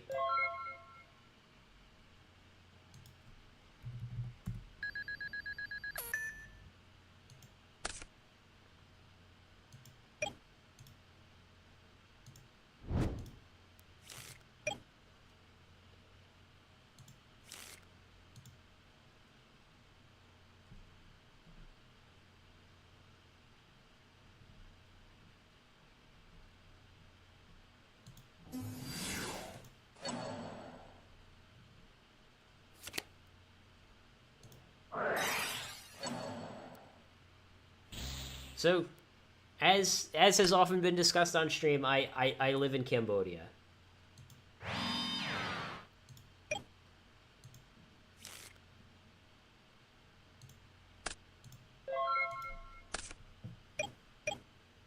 And yeah, I decided to cross out the BLS just because, like, I know most Chaos decks don't play pre or call, but, like, every once in a while, people will play pre or call, and I didn't want to just have to deal with BLS multiple times. We got 16 cards left in our deck, but I don't really think we're in too much danger of decking out. I don't know. We're just gonna just do this. Just gonna go Thousand Eyes, take his guy. If our opponent has, like, Raigeki Break set, we can't, you know, he can't use Raigeki Break because he has no cards in hand. And we have Tsukiyomi to loop our Thousand Eyes. Okay, that's fine, too. Basically got a 2-for-1 there.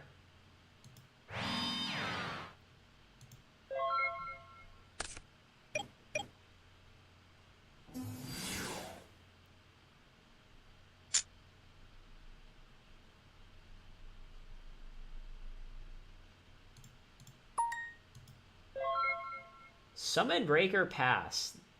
When he knows we have Tsukiyomi in hand. That is among the stranger plays that I've seen. I don't know, it seems like he does have, like, a Mirror Force or something. But, I mean, I'm gonna remove the counter at a minimum.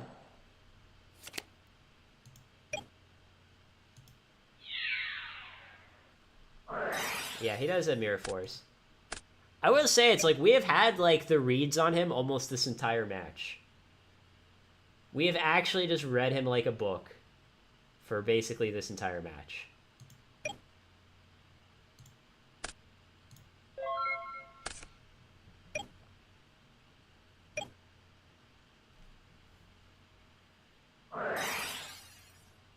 I mean, I guess I'll just chain this. No reason not to. So let's see, Warrior Lady puts him at 5,000. We only need 5,000 more. So we can just summon some Chaos Monsters and attack for game.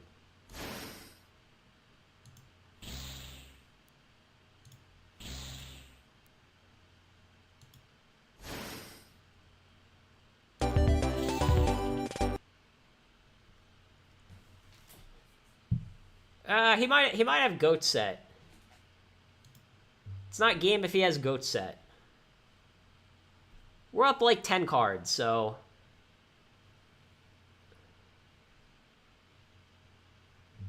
You know, it doesn't really matter like a ton.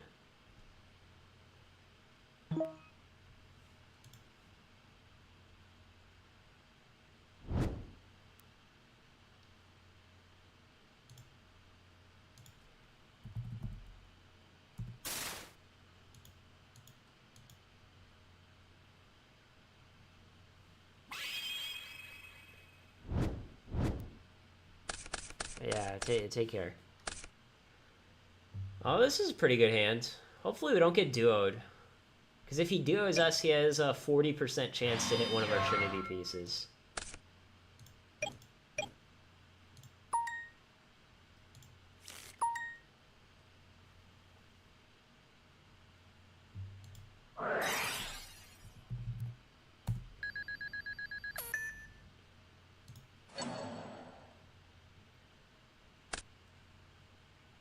Frontier Wiseman. Like, is it impossible to, like, play against a real deck? It's actually just impossible, isn't it? Everyone is either playing Water, Frontier Wiseman, or they're just playing a Chaos deck and have no idea what any of their cards do. Those are the only three options, guys. Water, Frontier Wiseman, and not knowing what your own cards do. And, like, it's fine. It just doesn't make for good content. Like, oh, guys, I wonder if we're going to beat the Frontier Wiseman deck. You know, oh, this is... I'm sure you all are just sitting on the edge of your seats, wondering how this match is going to go.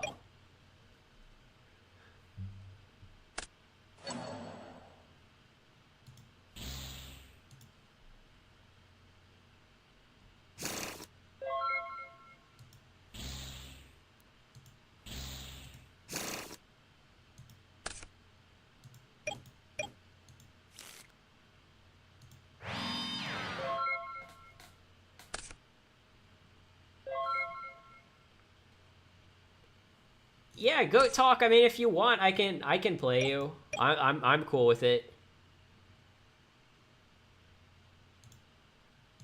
Oh yeah, don't worry, guys. If I lose this match, I'll definitely clip it.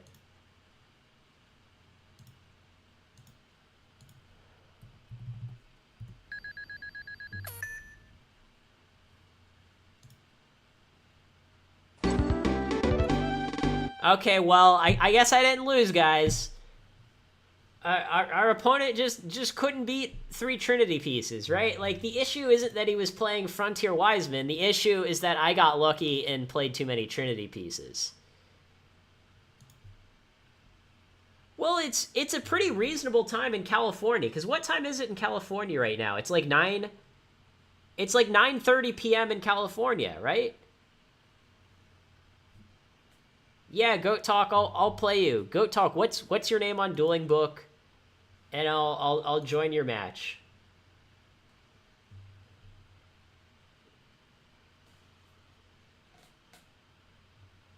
Yeah, I mean, don't get me wrong, like, the content is still fine, but, like, it's more interesting, like, when you play against, like, competent players. And to be fair, the first match I played against the Warrior guy, that guy was actually good. Like, he knew what he was doing. Is he the best GOAT format player in the history of the world? Probably not, but he was above average. How do you even add people? Let's see.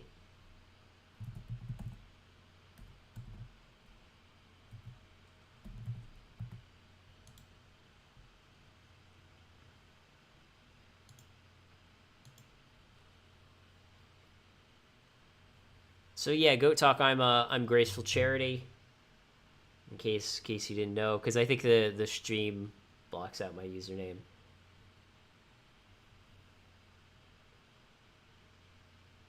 So I guess we can message him now. Well, it says he's offline, but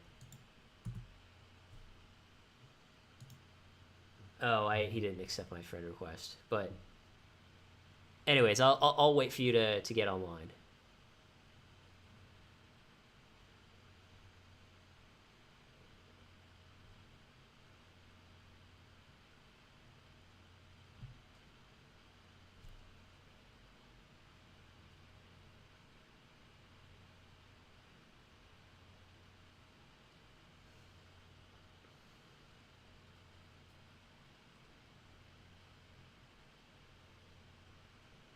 But yeah, it's like I don't think the hours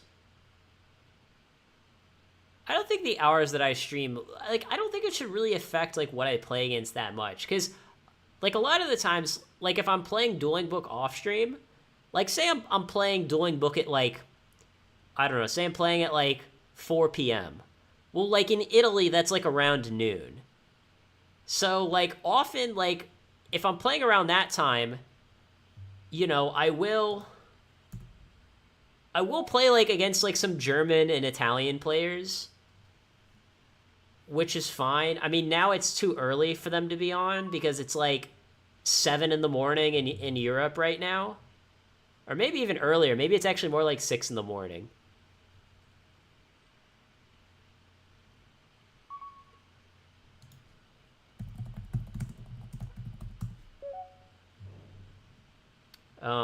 Where was I going with this? I don't know. The point is that like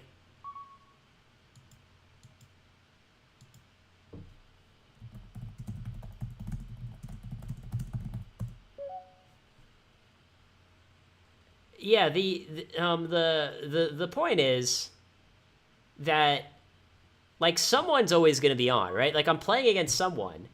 And even if it's like weird hours, like is there any reason to think that at certain hours you would get better players than other hours? I mean, I guess if just all of the best GOAT format players live in the same time zone, then maybe. But like I don't even want to play against the best GOAT format players. Like it's fine, but that's not like where my standards are. My standards are like I want to play against people who just are playing like at least a tier 2 deck and generally know what they're doing. Right? I'm not saying like, oh, I want to play against whoever won the last GOAT format tournament.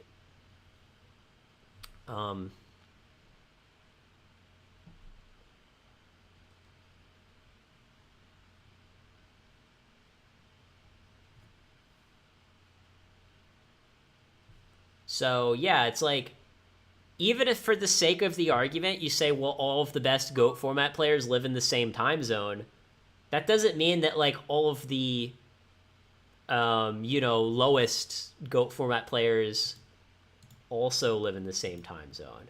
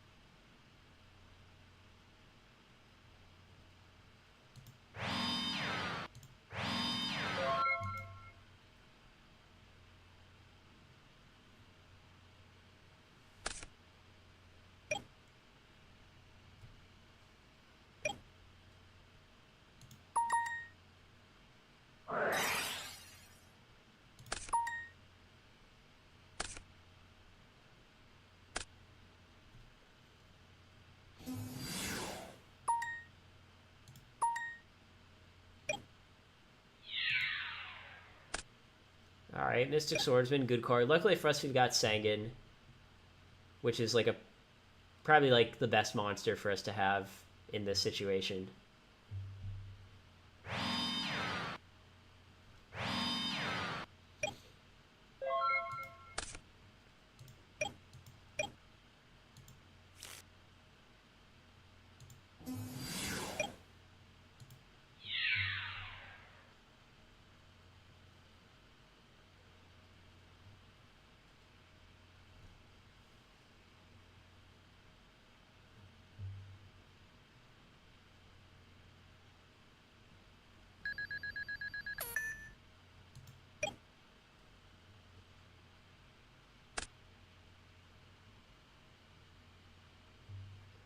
Yeah, I don't know. I mean, in any game, like, I don't really believe in the whole conspiracy theories of, oh, the matchmaking's rigged, or, oh, you've got to play this time, not that time. I don't know. Like, okay, maybe it matters, like, a little, but... You know, I don't think it's, to me, it's, like, kind of, like, a weird thing to focus on. You know, or not the thing that you should be focusing on. That's pretty good duo. I hope he hits our Warrior Lady or our Mimic. And yeah, we're just gonna... Pretty easy discard choice here. Because we want, like, the light in our grave for our Sork. If he summons Kaiku, I'm going to be mad. But it looks like he's not going for Kaiku. It looks like he's going for Donzalug. Which also really sucks for us. Oh no, he's going for Warrior Lady. Maybe he doesn't play Donzalug.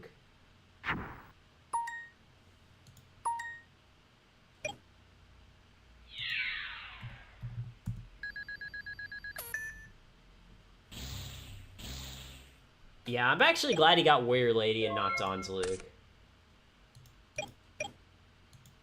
Because both of the cards in our hand, I really did not want to lose to a Donzalug. He's just had these same two back rows set the whole game, right? So it's not Dust Shooter, he would have used it already. Yeah, we'll just say go. Like, our opponent's up, you know, like a card or so. But I think this is pretty good game state for us, if I'm being totally honest.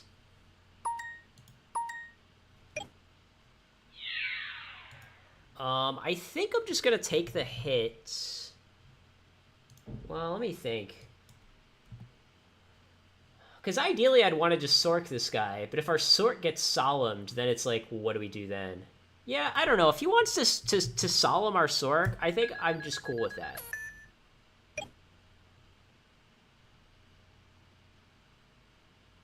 Like, if he Solemns our Sork, then I think we Graceful and try to, like, draw into something.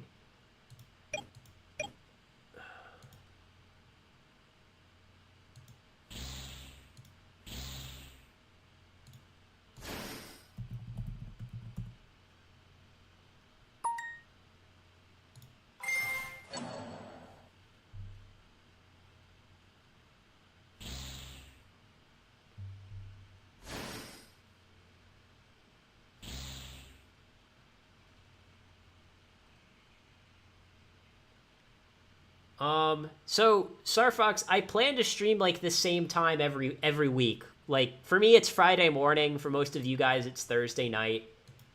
And I'm just gonna stream like that time unless something comes up, right? Like, obviously, if you know there's something I need to do that day, then I won't stream. But like, probably at least 75% of the time,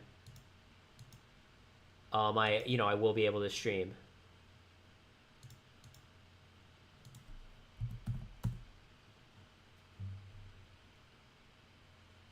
I don't want to be wasting our meta yet. I mean, you're right, we could meta into Senshi, but then, like, it could just die to a Blade Knight, which seems pretty awful.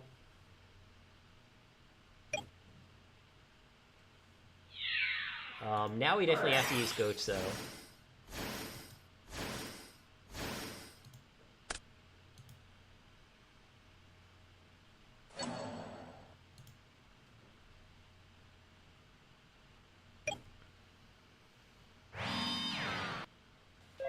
Alright, well, it definitely seems like he has a solemn now. Or he's just stream sniping us and he knows we don't have heavy. That's a joke.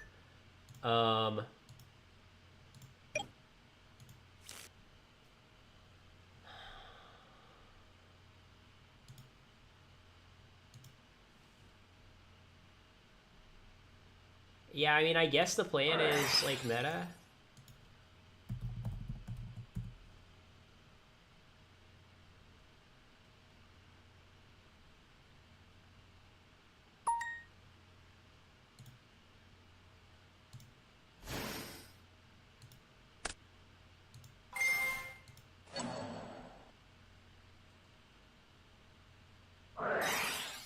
Oh, that's a really good ring.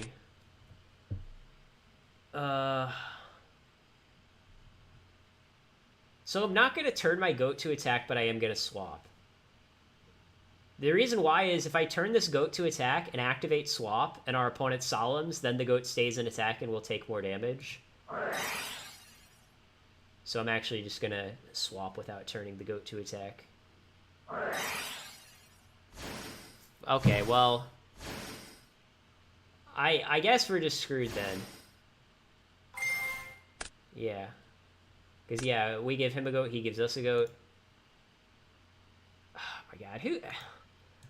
How is he playing Scapegoat, of all things? Of all things in this damn world, how is he playing Scapegoat? That's frustrating. I'm just going to lose here.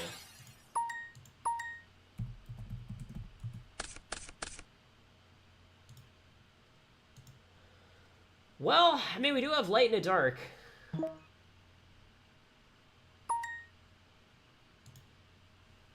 I guess we discard, like, Decree and Faith?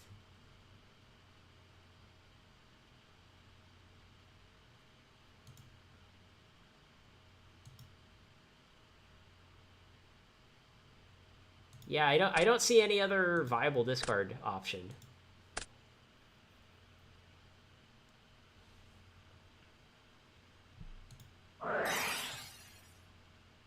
Yeah, the Scapegoat, though, like, really screwed us over.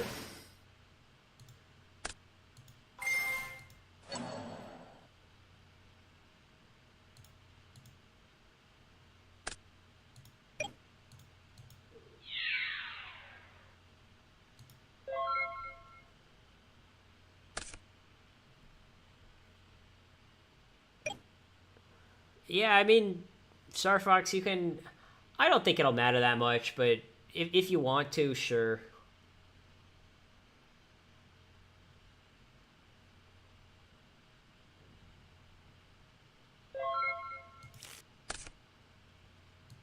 That's a decent draw.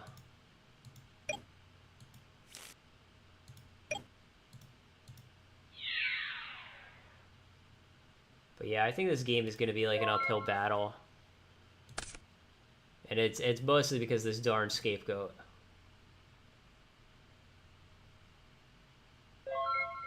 Who knows? Maybe even next game we'll actually just side out our swap.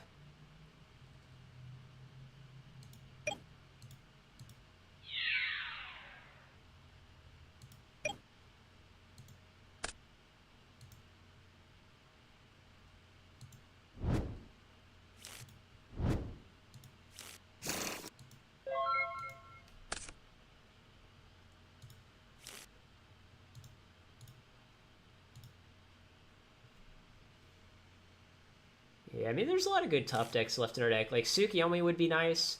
Even, like, a Faith would be pretty decent. Raigeki Break would be nice. Any Trinity piece would be nice. Chaos Monsters would be nice.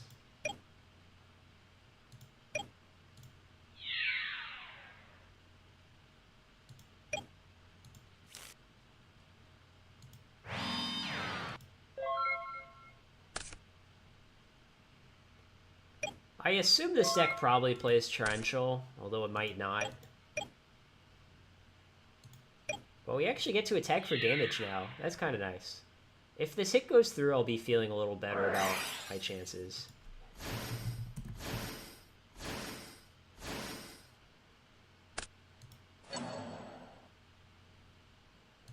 So it's interesting. Like, this guy plays, like, multiple scapegoat. I mean, I guess it's, like, goat control with, like, a small warrior engine. I mean, that makes sense. I mean, that's all I can assume it is. Because at first, at the beginning of the game, I'm like, oh, he's on warriors. And that makes sense, by the way. Like, there is a turn where he wrote it, and I'm like, oh, why didn't he Rhoda for Donzalug?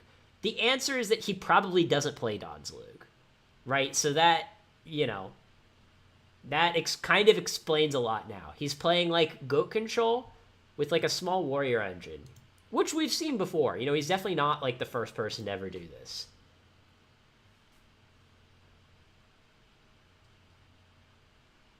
And yeah, like, realistically, I'd say this matchup's probably about 50-50, right? Like, I don't think either player is going to have, like, a big edge here. And this is probably, like, going to be a long game. Like, I think after this match, because, you know, I assume we're going to play 2 out of 3 here. After this match, I might call it a day for the stream, because this is going to be a very long match.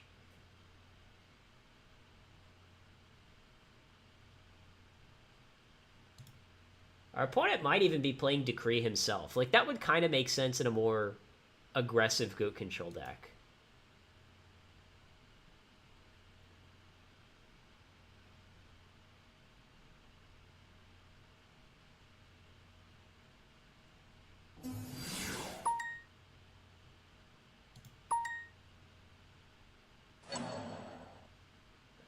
Yeah, I'll just chain and kill the back row.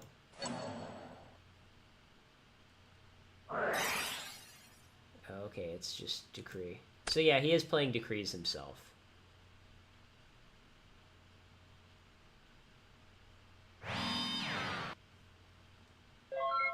Don't you guys just like how I've just had the read on all of our opponents, like, every single game?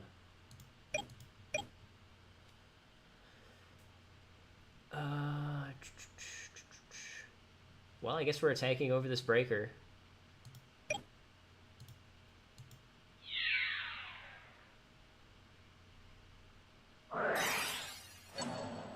Oh, so he's gonna book our Thousand Eyes. That's pretty good, actually.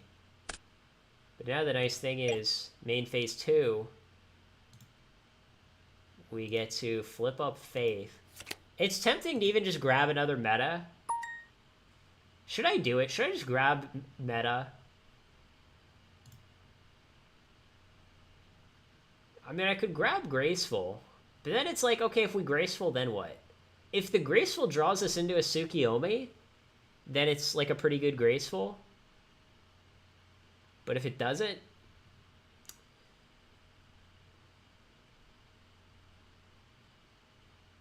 I don't know. I'm gonna get meta. You know, I know what you guys are thinking. You're thinking I'm some sort of crazy person, but I'm gonna go get meta. And yeah. So, and I haven't normal summoned. So I'm just gonna go meta.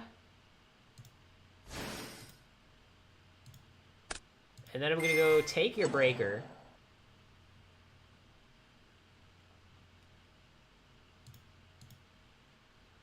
And then I'm going to normal summon breaker, kill the Decree, and then set ring to protect our board. For some reason I thought we had a Tsukiyomi in play. So yeah, I think this is like a pretty decent setup, right? Our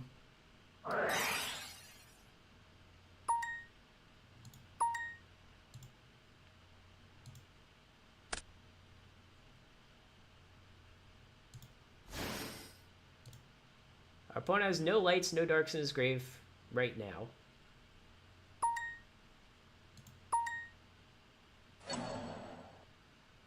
He's going to banish our Faith.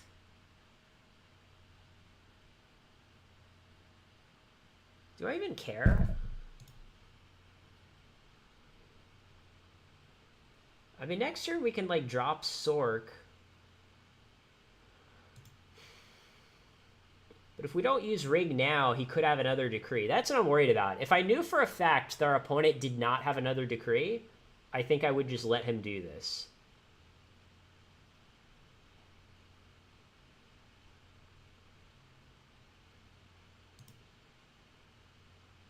I don't know.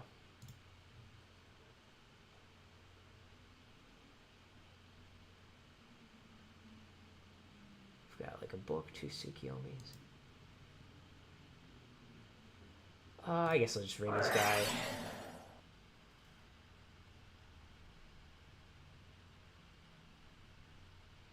He might just be getting me here somehow.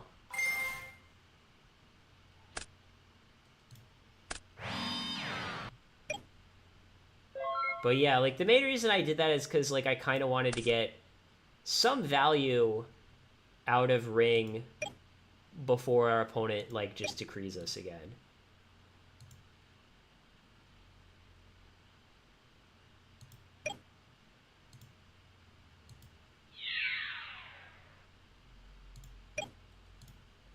Did he already use Torrential? No, he did not. Do I want to set Spy? Yeah, when Spy's go I don't know. Yeah, no, we don't want to set Spy. Because if we top deck Tsukiyomi, we won't be able to play it. So yeah, we're not going to do that. I still think this is anyone's game, to be totally honest. I really think this is anyone's game. Like, life points are the same. Cards are basically the same. This Book of Moon is a very good top deck, by the way.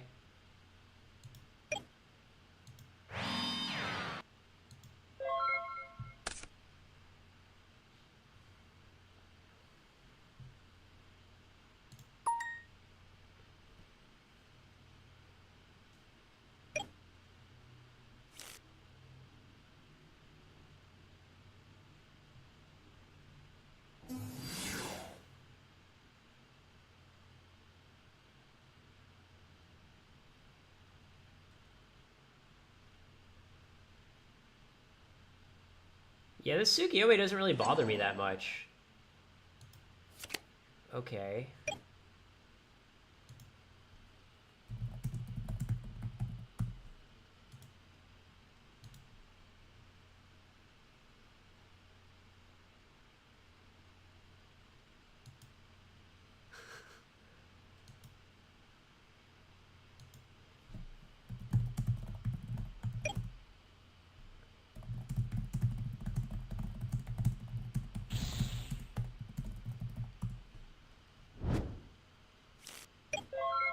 Oh, okay.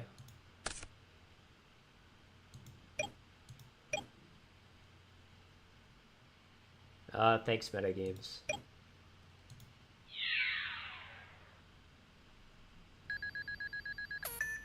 Alright, we're dealing damage.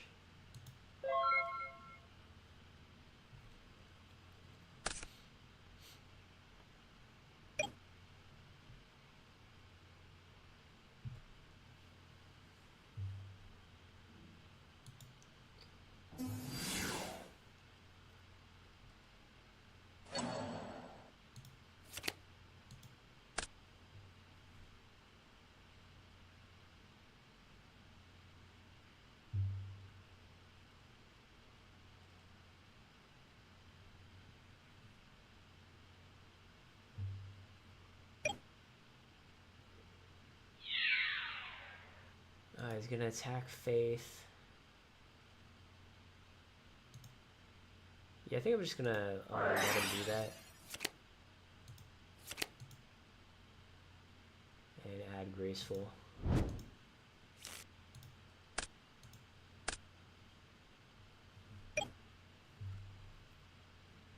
Yeah, the book was a really good draw.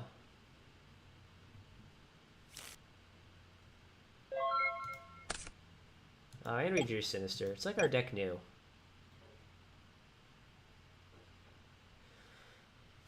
So we could have Mirror Torrential.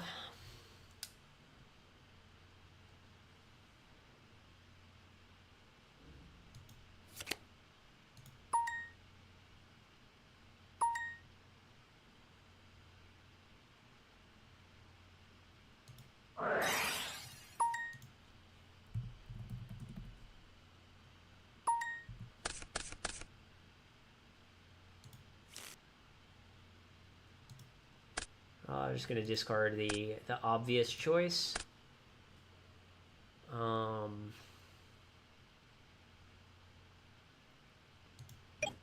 Battle.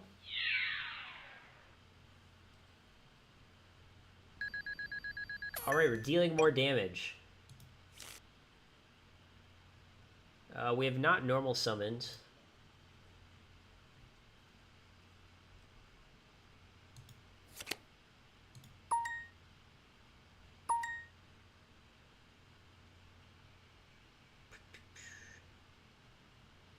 I mean, I guess there's no reason not to set Spy.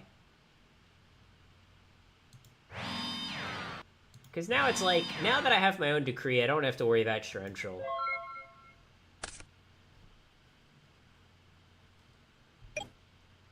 And it might bait a cross out. Like, if it just uses a cross out on our Spy, I'm totally fine with that.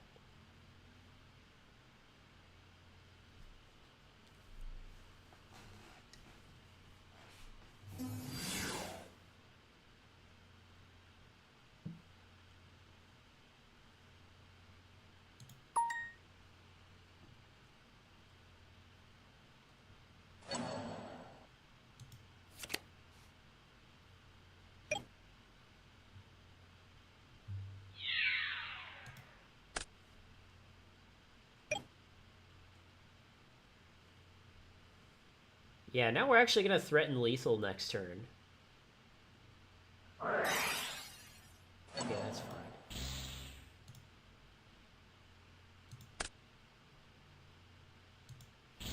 I mean, at some point there is, like, a legitimate risk of us decking out, but the fact that he's already used 2 of his goats means that he's going to have a very difficult time if his win condition is deck out.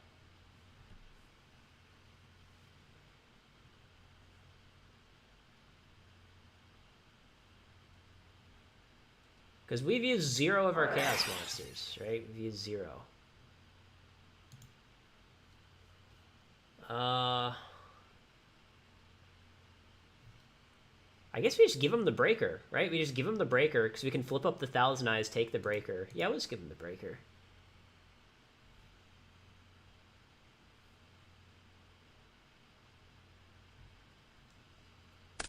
Yeah, I mean, that swap's not really doing a whole lot.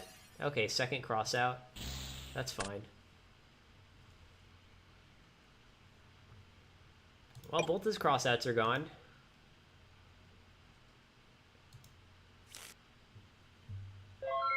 Yeah, so our opponent is, like, kind of used a lot of his resources here. Oh, whoops, sorry. Let me do that. And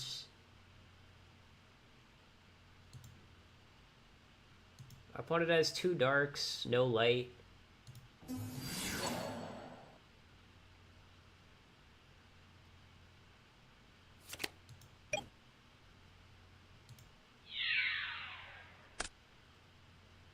Because, like, I think the only way we're losing this game, realistically, is our opponent, like, summons, like, a bunch of monsters and attacks us for game, right? Like, we're not going to lose to deck out. We're not going to lose, like, the card advantage battle. We're basically only going to lose if our opponent just, like, kind of assembles 6,700 damage out of nowhere. And he's already used Ring. He can't play BLS. And he doesn't even have any good pre or call targets.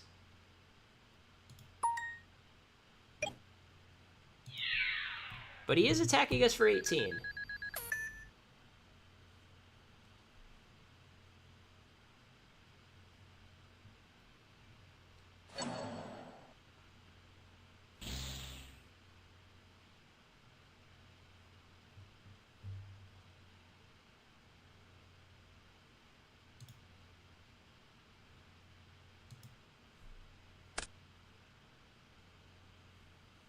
Yeah, I don't think it really matters what he banishes. Because right now we have... what? We have 4 darks? Yeah, we have 4 darks and 5 lights. I mean, yeah, I guess that means it's probably better for him to banish the darks since we have fewer of those. Yeah, I mean, that makes sense to me. And this Scapegoat is a very good draw. This Scapegoat is basically going to ensure that, you know, we don't get totally screwed here.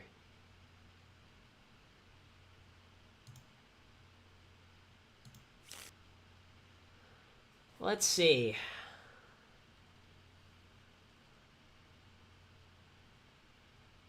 I don't know. I think I'm just gonna snatch. Well,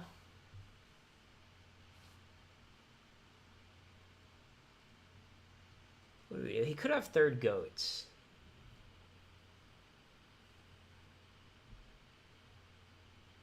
If he has third goats, what do we want to do?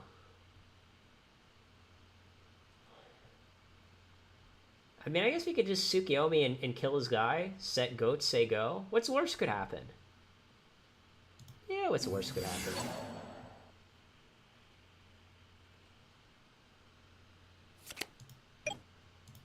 If we didn't top deck goats, this would be kind of a scary play. But since we top deck goats, it's like, okay, if he summons another monster, we just block the hit and we're fine.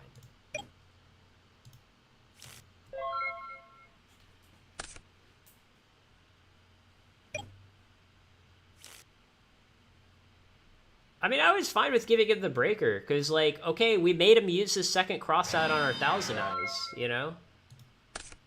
If he didn't use cross out, then we would have just still had a Tsukiyomi loop. Have we used ring? Yeah, we have used ring. That's what I thought. Yeah, we used ring like a long time ago.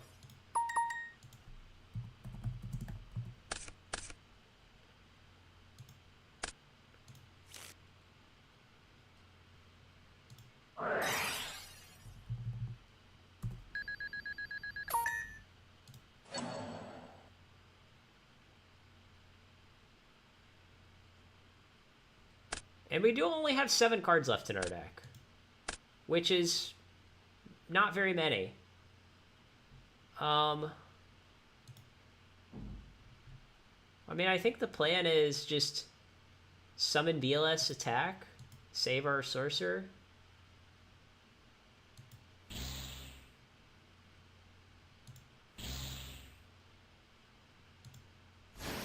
Because if he has goats, we get to kill 2 of them, which is kind of nice.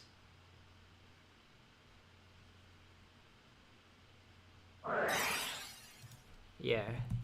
So he does have the third goats. Has he used Snatch? He has used Snatch. So what's like the worst thing that could happen? If he plays Slop, we chain our goats. He can't use Snatch. He doesn't have a light for like his own BLS.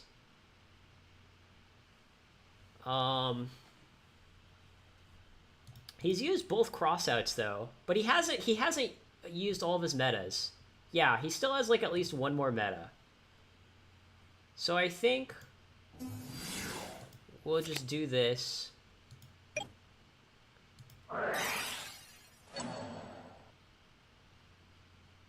Oh, that sucks.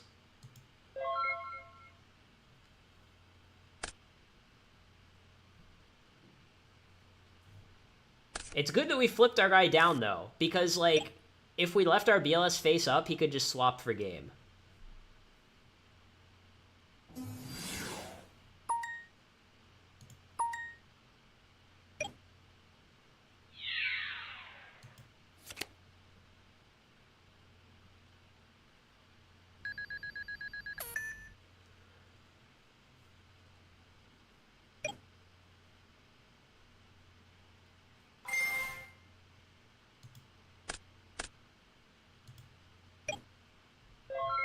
Giant rat, okay. Oh man, I'm actually really glad we drew the third goats. Well, we can snatch, use tribe. Yeah, this is probably just game, right? It's probably just game.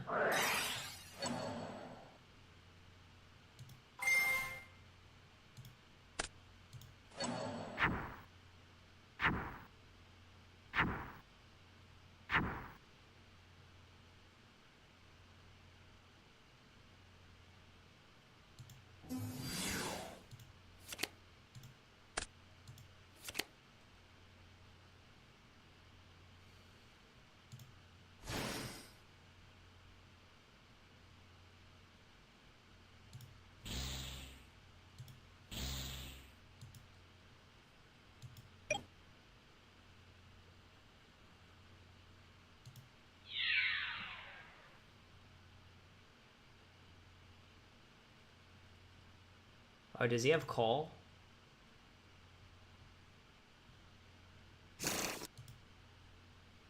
Alright. So yeah, that was a long game. I don't know. We'll see how this works. If this is like a 2-0, maybe we'll have time to play like one more match. But yeah, it seems like just kind of like a more aggressive goat control deck. Like maybe we just do like...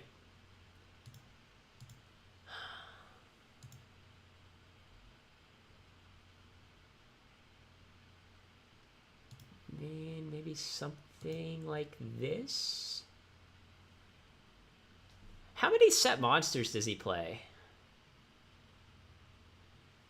Yeah, we didn't get to see like a lot of monsters. Because I'm trying to figure out, like, should we be taking out Crossout? Like, yeah, we never saw, like, Faith.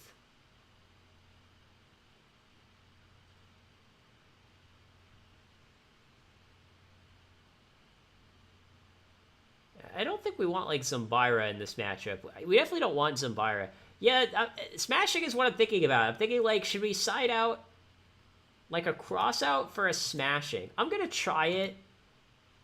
And then depending on what we see in Game 2, if we lose Game 2, we can always change it. Azura is, like, another card that we definitely can bring in. Because he plays 3 goats. Right?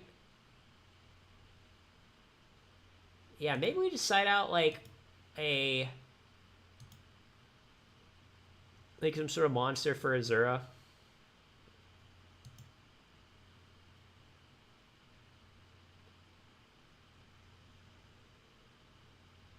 I mean, Azura definitely seems like it could be good, but we could also draw too many... Yeah, we probably gotta bring in Azura.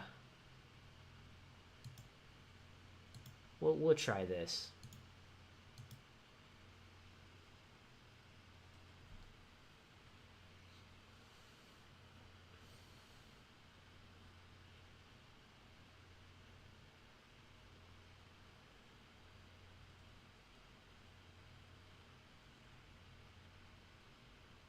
Yeah, we saw Giant Rat. I mean, Giant Rat is a monster that he might set, and that we could maybe cross out. I think one cross out's fine, though, given the information that we have.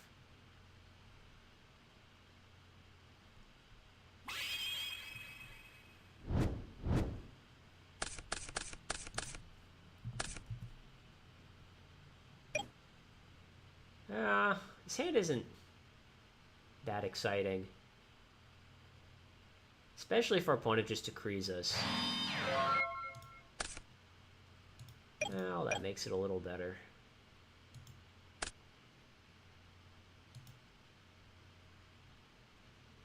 Probably should have given our opponent a chance to dust shoot us, but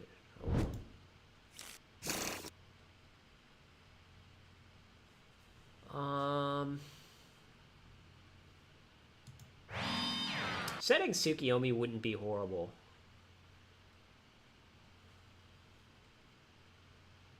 But given that we have like a flip and a snatch, probably don't want to.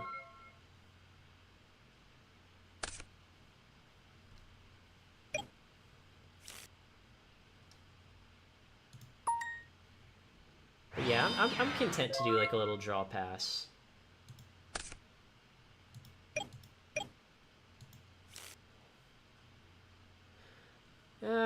Yeah, if we'd like set the Tsukiyomi last turn, we could go like Tribute for Thunder Dragon and then summon BLS. Yeah, I'm kind of regretting that decision now.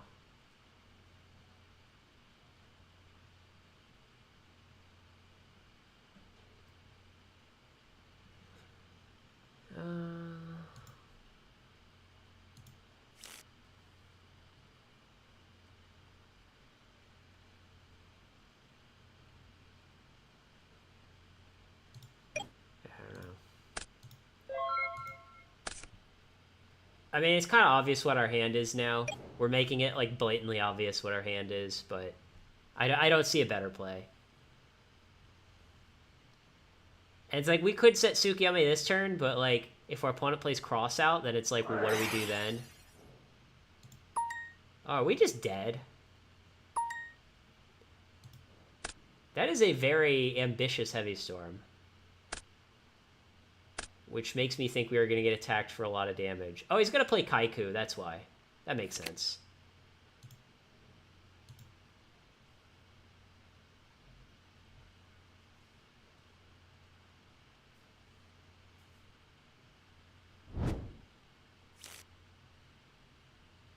So yeah, now he adds back the heavy, summons Kaiku.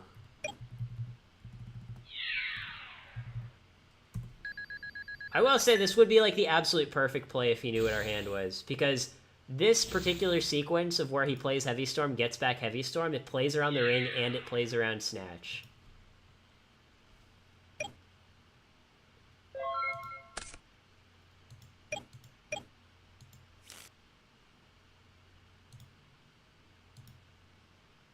I know our opponent has Heavy Storm, but I just kind of want to get it out of the way.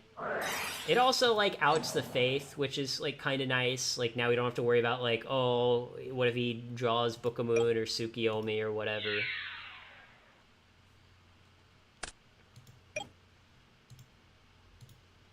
So, yeah, it's like we're going to trade our Snatch with the Heavy 1-for-1, basically. But I think I'm just fine with that. The Crossout's the real card that I'm worried about, though. Like, if he just goes Heavy Crossout, game's probably over.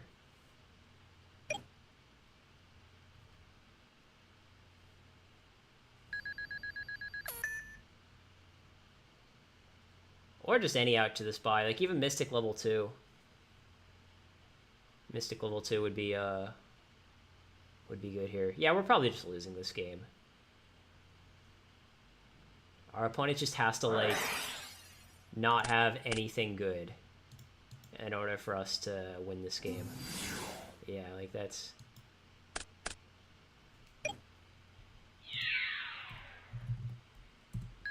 And normally, I will say, it's like one of the pros of playing Chaos Control as opposed to a normal Chaos deck is normally we have, like, more outs to something like a Kaiku. But in this particular instance, we do not.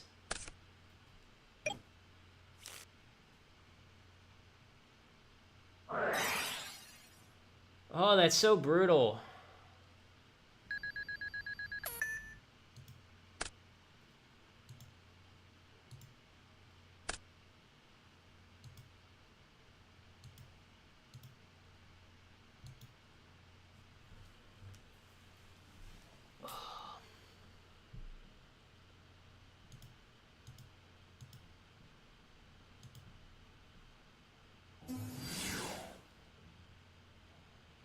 Okay, I guess Amazoness Archer's game.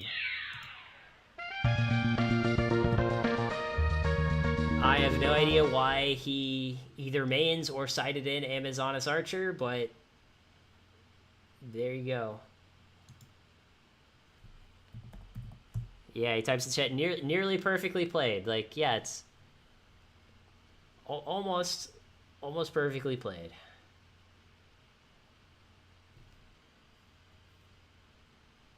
And we did see Faith that game. I think one cross-out is still fine, though.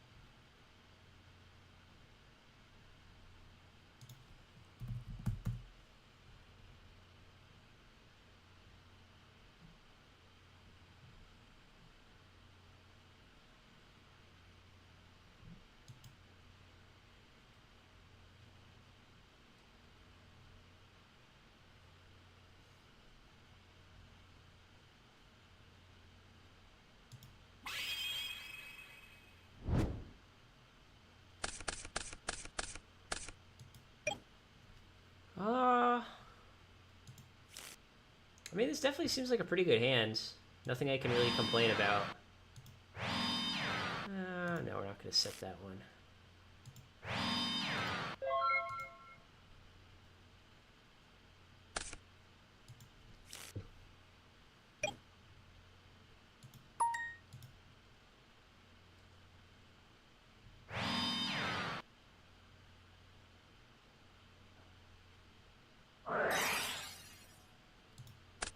Well, there goes all our spies. It's not fun. Tell you, our spy's been getting hit by crossout like all day.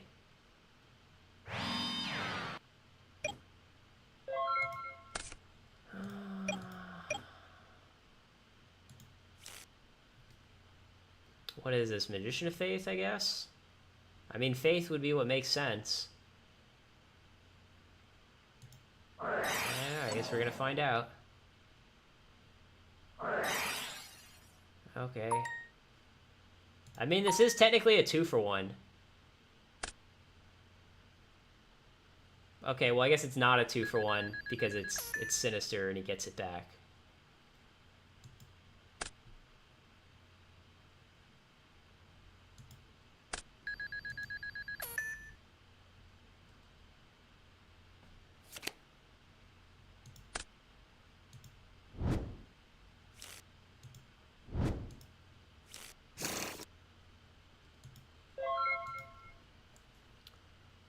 So yeah, Sinister could be annoying to deal with. Sometimes, like, these control mirrors can just come down to, like, who has Sinister and who doesn't.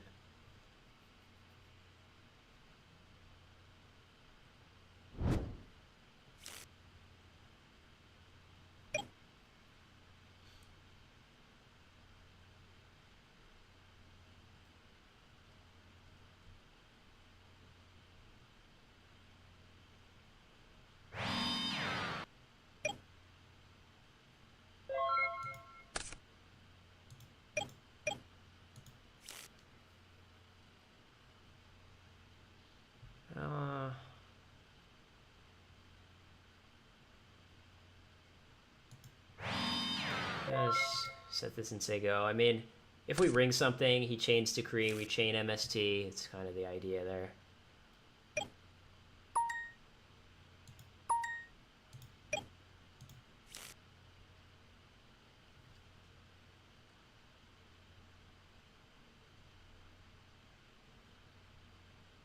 Opponent also plays, we saw Premature Burial last game, so obviously our opponent doesn't have anything now, but we might save the MS2 for pre.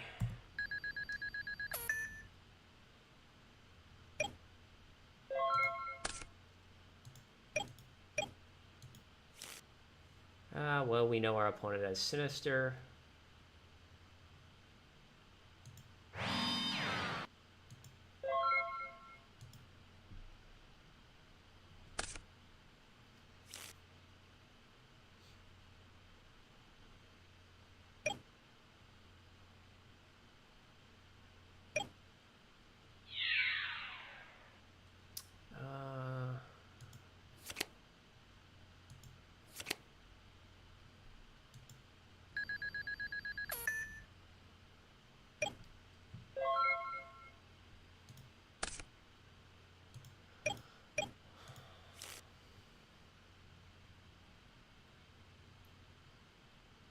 Well, I mean, I guess Breaker's probably good. I mean, this Breaker's good if he has Decree set. It's not very good if he has Goat set.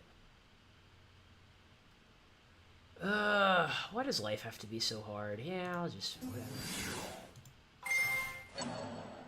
I'm just hoping this is Decree. Jesus Christ.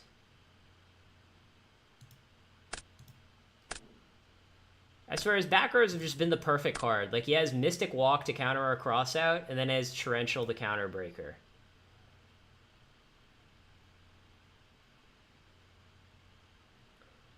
And what, now is he just gonna have Heavy after this? Like, is that the next card? Yeah, then now he has Faith, which I don't have an out to. Yeah, we're probably gonna lose this game. Our opponent has literally just had the perfect counter to every single card we played. Spy got hit by crossout. Breaker got hit by Torrential. Our crossout got hit by Mystic Walk.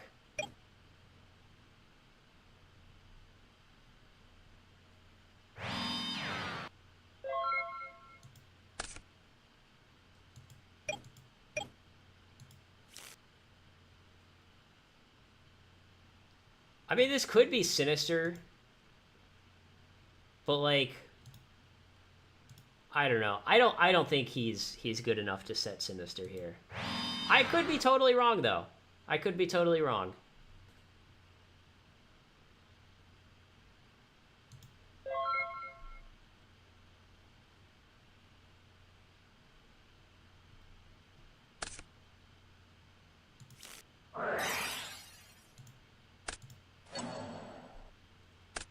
Yeah, okay. He did not set Sinister. We are still down, like, quite substantially in terms of resources. Got, like, 2 lights, 2 darks.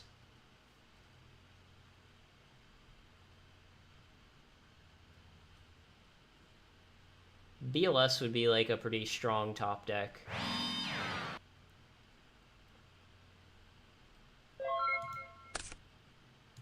I mean, I guess that's fine, too.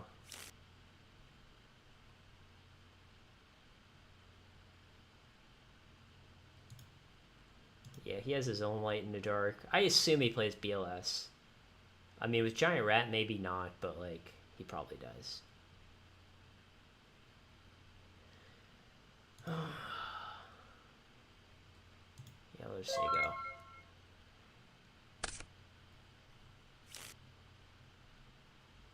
Lux, isn't it a little late for you? Isn't it like 1:30 a.m. your time? On a Thursday? Don't you have work in the morning?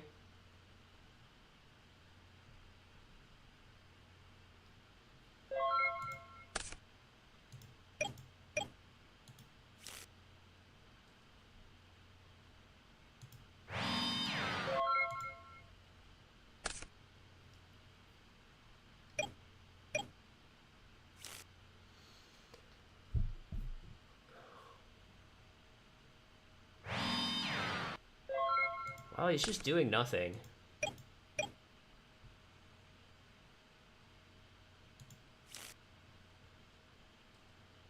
I mean, as long as our opponent keeps doing nothing, I'm happy to also keep doing nothing.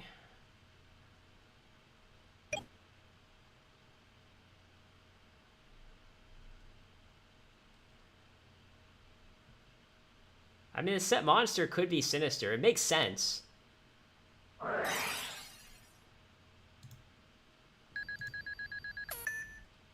I'm just gonna chain. He's obviously getting back Sanguine here. Maybe this is just really... Oh, I shouldn't have chained. I have Sorcerer. I'm an idiot. I shouldn't have chained. That is actually like the punt of the century.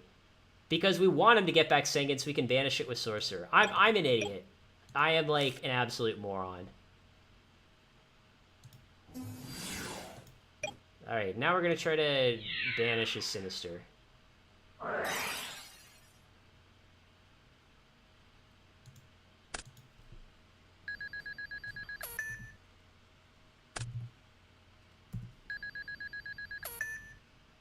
I mean, I think you could play Wing Blast in this deck too, if we're being honest.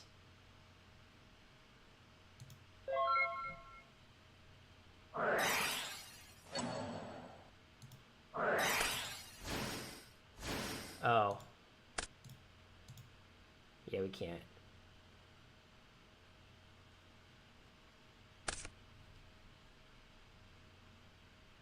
Yeah, I will say, like, Game 2, he played exactly perfectly on every single move. And then, like, in this game, he's also been playing perfectly on every single move, which makes me wonder, like, if he is stream sniping. I would say probably not.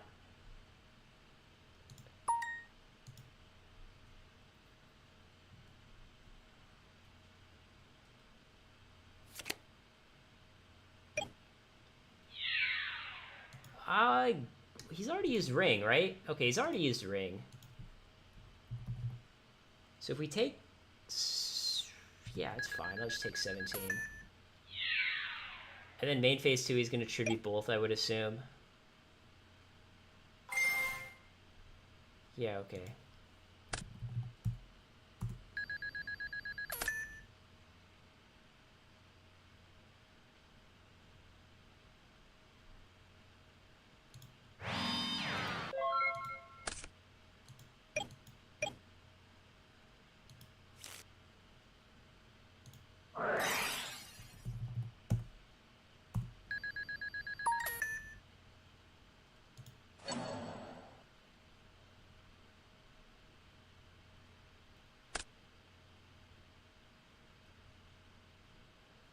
I wish I just had like a random monster that I could normal summon for damage.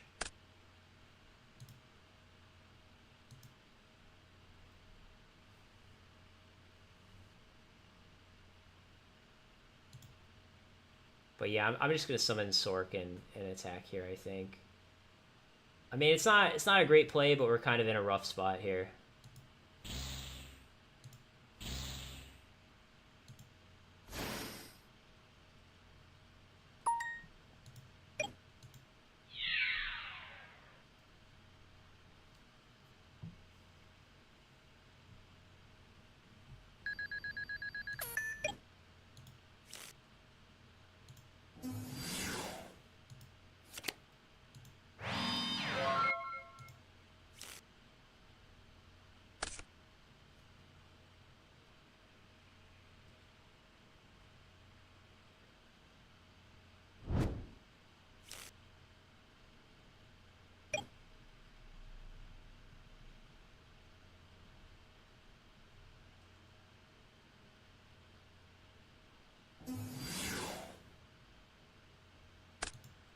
Oh, I tell you, like, our smashing is just doing absolutely jack shit this game.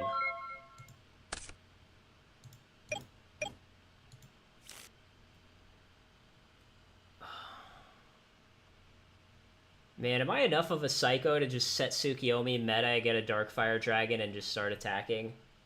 That would put him at 18 if he takes the hit.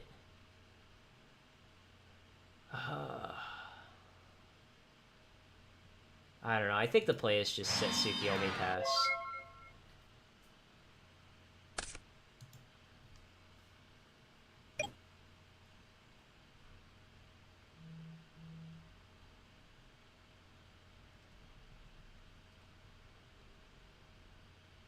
It is really tough, though, because if he just summons, like, a random high-attack monster and also has Decree set, you know, we're going to have a hard time.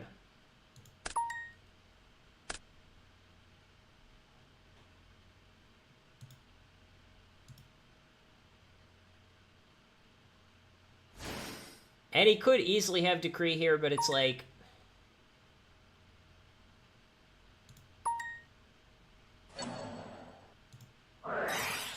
You know, it's like, what can I do? I mean, he might have cited, like, some of his Decrees out, because he knows that we're on, like, you know, a light, like a light trap build. So if his back row is nothing... If his back row is just absolutely nothing, we could go for game. He's used 2 metas.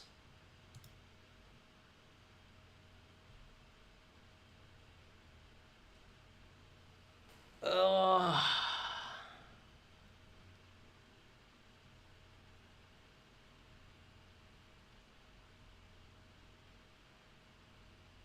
Alright, I'm gonna, well... He already used Torrential. He could have Mirror. It's just tough. So if we pass, what's the worst that could happen? Well, he could, like, summon BLS. That's not really the end of the world. He could summon, like, a random monster and attack. That's not the end of the world. Well, it could be Magic Cylinder. The problem is, if it's Magic Cylinder, I just don't think we're ever beating that. So I don't, like, I think there is a real chance he could have Magic Cylinder set. But I think we have to play like Magic Cylinder doesn't exist. Yeah, it's tough. Like, so if we summon DLS, summon Thunder Dragon, meta our guy, attack, right? That's 3 attacks. So if he has Scapegoat, he's going to have 1 goat left. And then it's like, well, does he have the 3rd meta? Probably not. I think what we do... Here's the play that I'm thinking about. Summon BLS, summon Thunder Dragon, meta our Thunder Dragon into Reaper on the Nightmare, so that if he has goats, the Reaper still gets to poke directly and get a card out of his hand. And we might just get lucky and hit a good card in his hand. That is one play that I'm considering. The problem with that is that it loses to Mirror Force. But Lux is saying that we should just make him have it, so that's what I'm going to do. That is what I'm going to do. We are going to make him have it. We are going to say, sorry, sir. I don't believe you.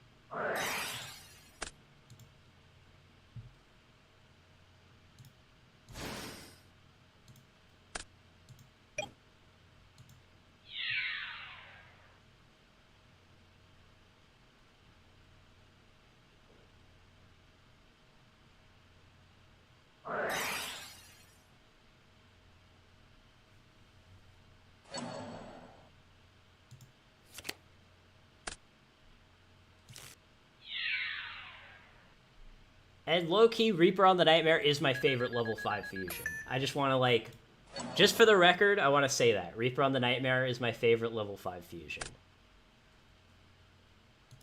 And now it's like we're actually in a pretty darn good spot. Because we have a BLS, we have a Reaper, we have a Mirror Force to protect our BLS, and we have, like, Snatch Steal. The only way... I don't even know how we're losing. Our opponent would need, like, something ridiculous. Like, oh, I'm going to go, like, top deck Pot of Greed into, like, a random card that targets your Reaper into, you know, something, you know? I mean, I guess if he has BLS here, we're just dead. Right? Yeah, if he has BLS, we're just dead.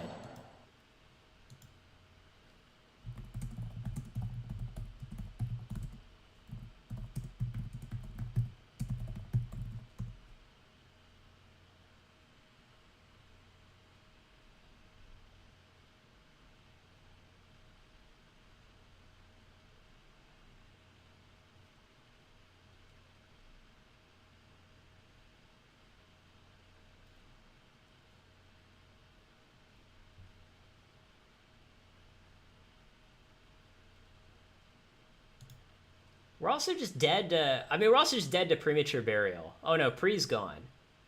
So you're dead to BLS, which I assume he doesn't have. If he has BLS, he is massively slow rolling us.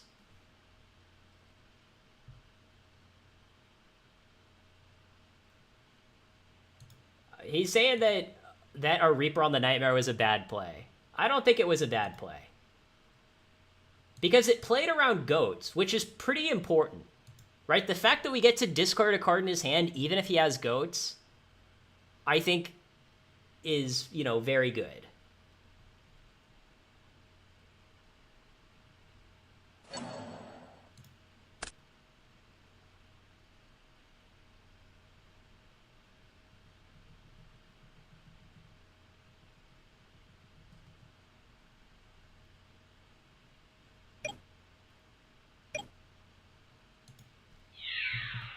Oh, he's attacking our BLS. Oh, and then main phase 2 he's gonna snatch. Okay, that's fine.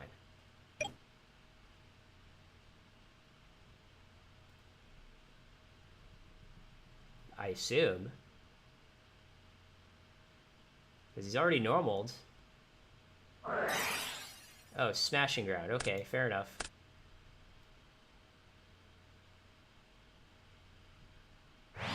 Set 2 back rows, say go.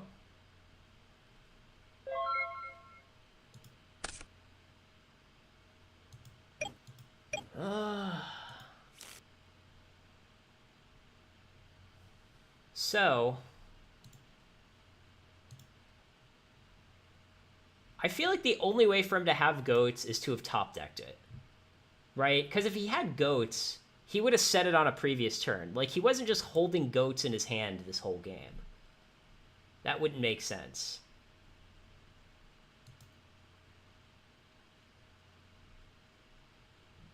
I don't know. I mean, I guess we just hope it's not goats. I mean, yeah, we just hope it's not goats. Alright, and that's game. Unless he has Karibo.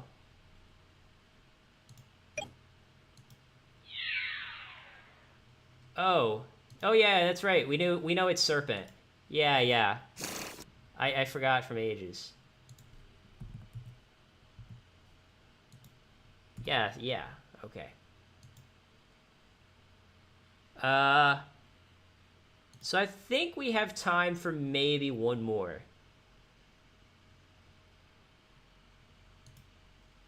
Actually, you know what? You want me to do one Edison match? I think that's a good way to end it. What would you want? One more Edison match, one more GOAT match, or you just hate me and you want me to end the stream?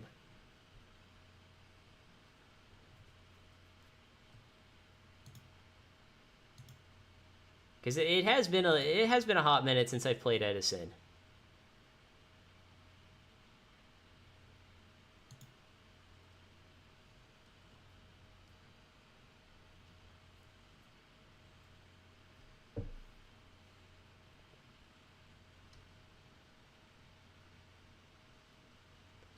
I actually, well, all right. If I played Edison, I wouldn't play Black Wings. I don't know. Seems to be more votes for goats. So we'll do one more goat match. If I played Edison, I would be playing frogs because, of course, I would.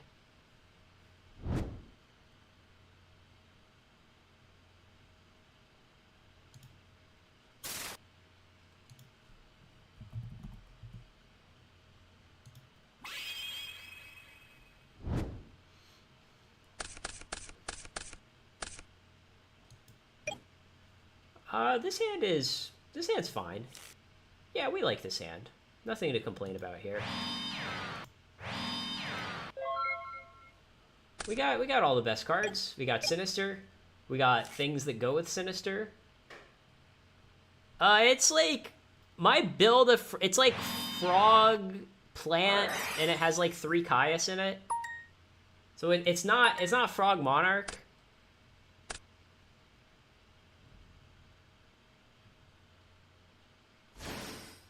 Oh, this guy is not going to be happy when he attacks our set. This guy is not going to be happy at all.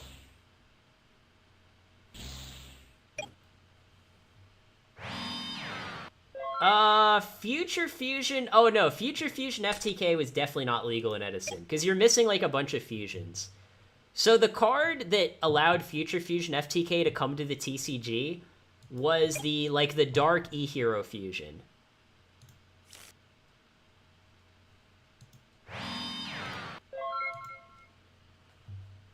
And then because you use the Dark E-Hero Fusion to dump Zephyros off of Future Fusion, use Zephyros, bounce Future Fusion back to your hand. Cold Wave? What is it with Cold Wave? Last time we streamed, we played against, like, a Cold Wave deck, too.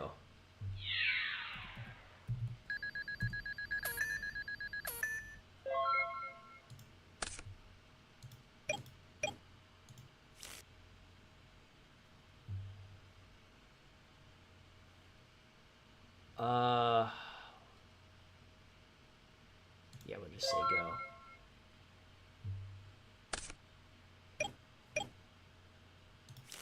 Yeah, you're right. It might be like the Horus deck.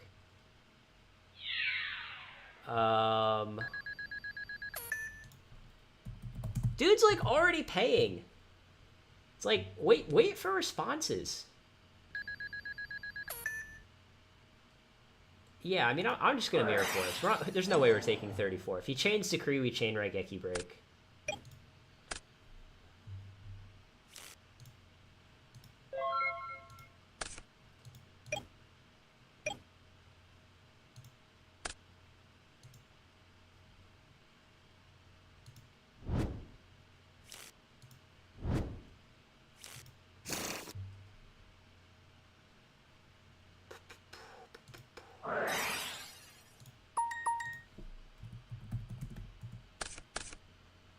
Ugh.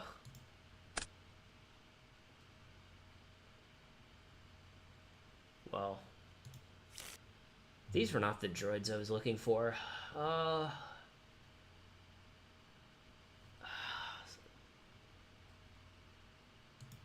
guess I'm just doing this.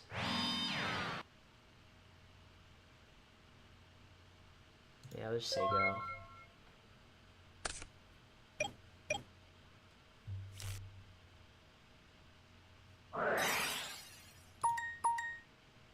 If our Sinister gets hit by Crossout, I definitely don't like it, but at the same time, I don't think we're, like, losing the game if our opponent has Crossout. Oh, that's annoying, too.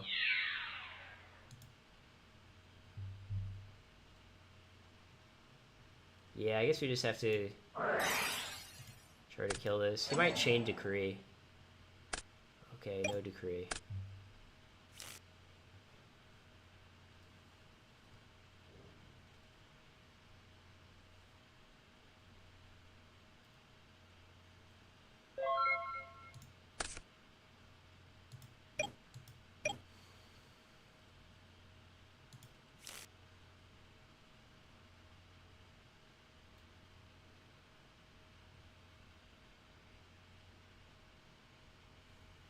Well, it's like, I didn't just want to end because...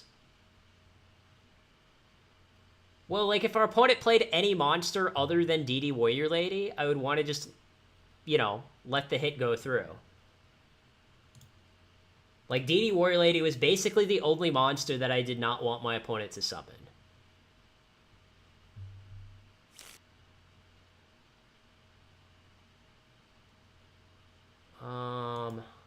So our opponent might be on, like, a Cyberstein deck. Yeah, I think we just activate Heavy Storm, and then attack for 11 so our opponent can't Stein.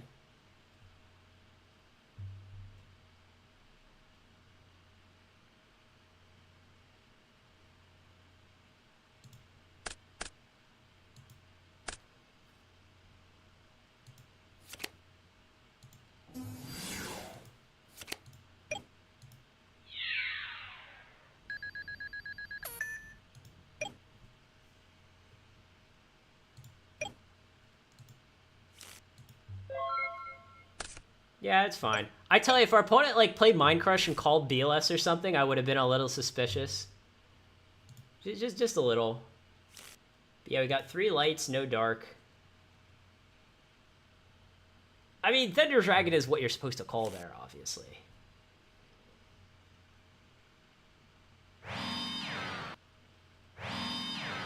Alright.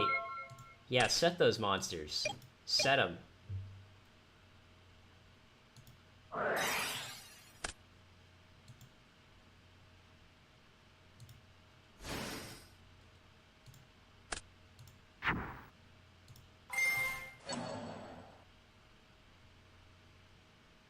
Kaiba Man.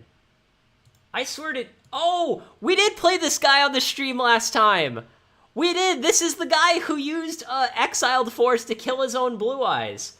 This is the same guy. This is actually the same guy that we played last time. Last time we were playing Reasoning Gate and not Chaos Control.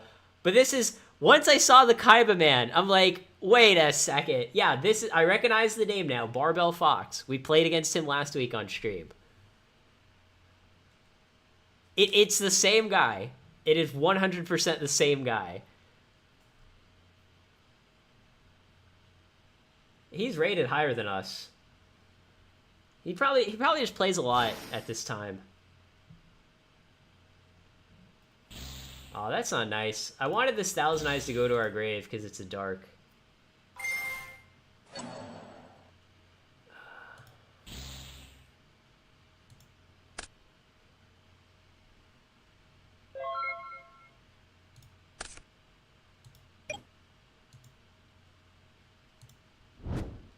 Top deck meta, let's go.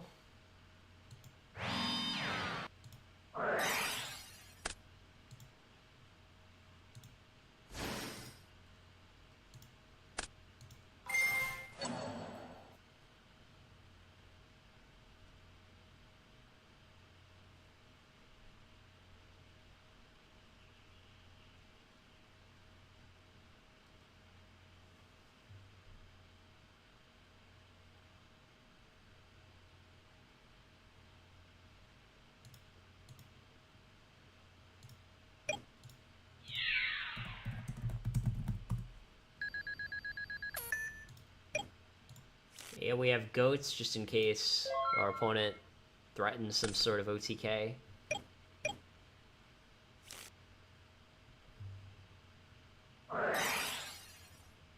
Oh, that's not very nice.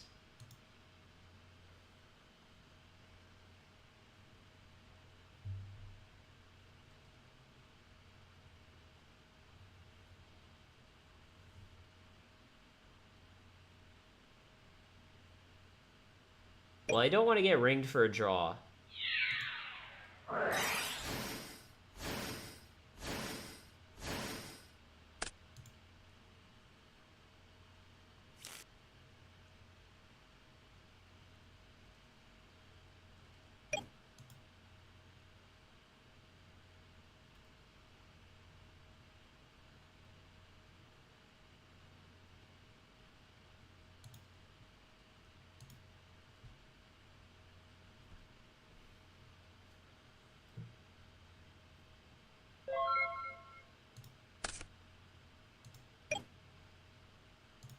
All right, we gain 1,000.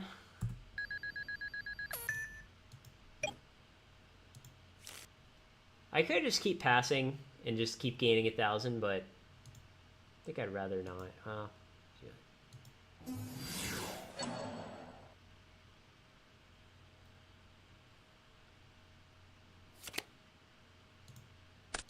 I mean, we do have to like kind of watch out for pre or call on the BLS. But I mean, it should be fine. Unless he has something like tribe, kill your goats, pre-BLS. Even that's only... Yeah, even with that, he'd be 1,000 short. So even like tribe plus pre isn't game.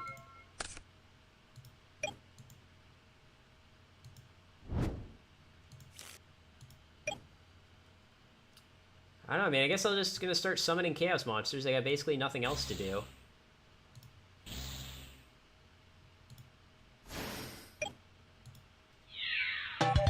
Okay, well, I guess that's game. 2 back rows and nothing that stops a Sork attack. What do we side for this guy?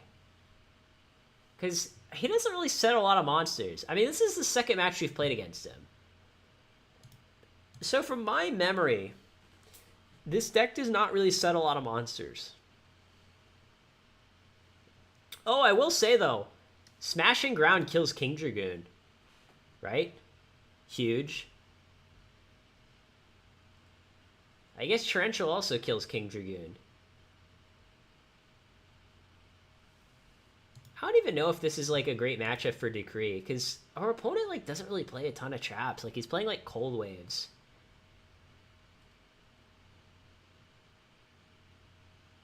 Yeah, Brain could be good too. I'm gonna try this. I think this is like the obvious way to side.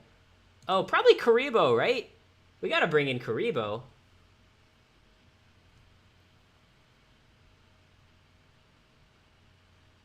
Book's probably not doing a lot here, right? Yeah, I don't think Book is doing a lot. Yeah, we'll do this.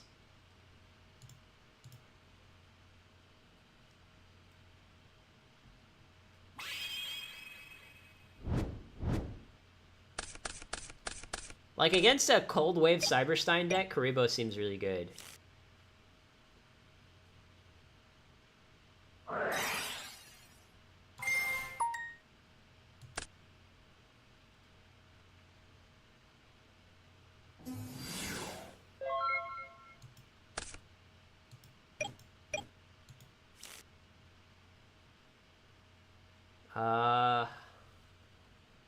Alright, I'll set send in. I just hope I don't get hit by crossout. No crossout.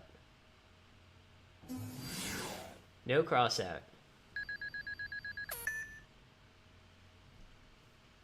Alright, here we go, guys. We are going to win a game with Karibo.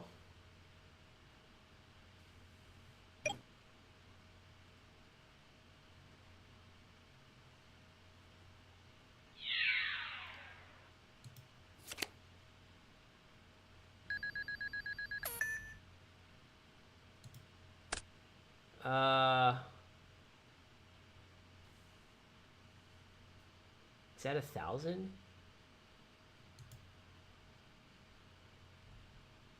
I'm gonna do it. I'm just gonna search Karibo. I'm gonna do it for the memes. My opponent played Cold Wave. I can't set back rows.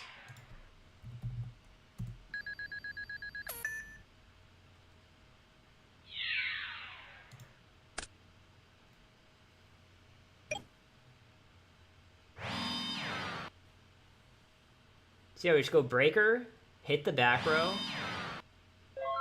Well, hit a back row.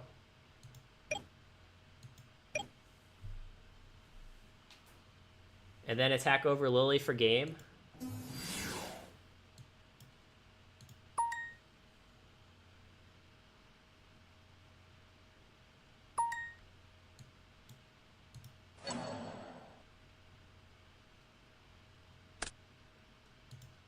Darn, I hit like the one card that was dead. Game? Alright! We OTK'd our opponent off his own Cyberstein and Injection Fairy Lily.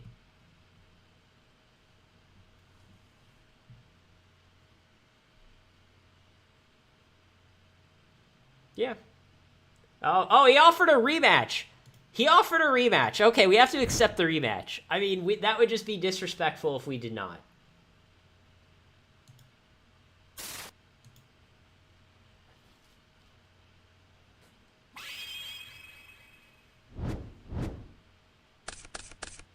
That is literally the first time in my life on GOAT Format Ladder someone lost to me and then offered me a rematch. So, I mean, we have to do it, right?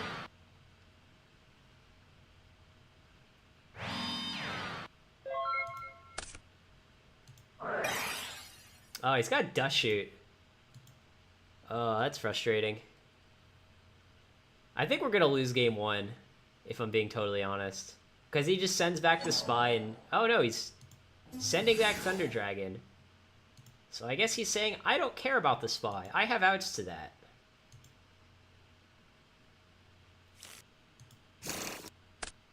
I still think we're setting Spy, though. I mean, unless we want to go, like, normal summon Spy, attack the set Kaiba Man. Are we good enough to do that? No, I don't think so.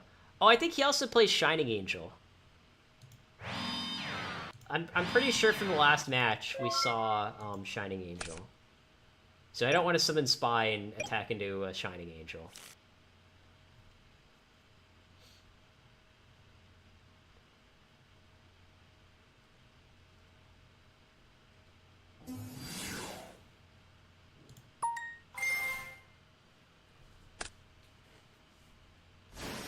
I think I'm just not gonna Mirror Force here. I think I'd rather just, like, go snatch Tsukiyomi. Okay, and he does have the crossout, which makes sense. That is why he sent back the Thunder Dragon. Well, do we want to take 3,000 damage? Yeah, I think I will. I mean, it's a little risky. It's a little risky.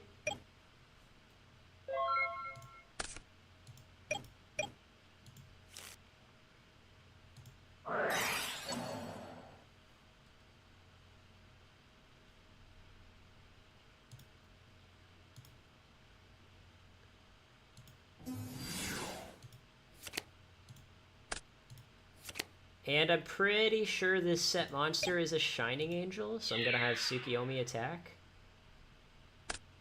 Oh no, it's Fusler. Okay, that works too. Alright, I'm going to not play around Heavy Storm. And say go. Because if he has, like, his own Snatch, I would really like to, book. Well, sucks to be me. That's what I get. Really? He has another Blue Eyes in his hand? Are you serious? I mean, he could just get back the Fusler, but I guess we're doing things this way. That is actually just unreal.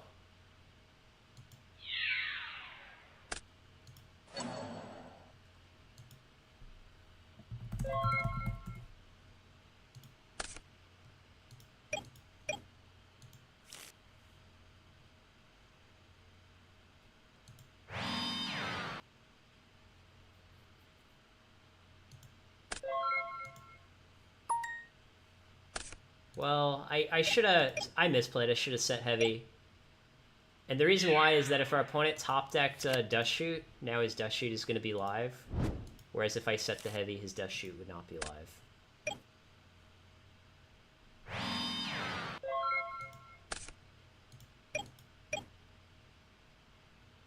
Oh, luckily he cannot legally activate Mind Crush here. I was worried, what if we go heavy and he chains Mind Crush?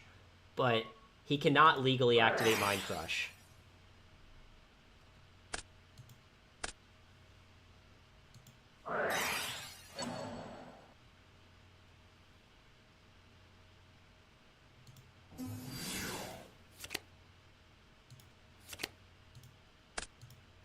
Alright, put him to 100. And hope that's good enough. Oh my god, what does this guy say?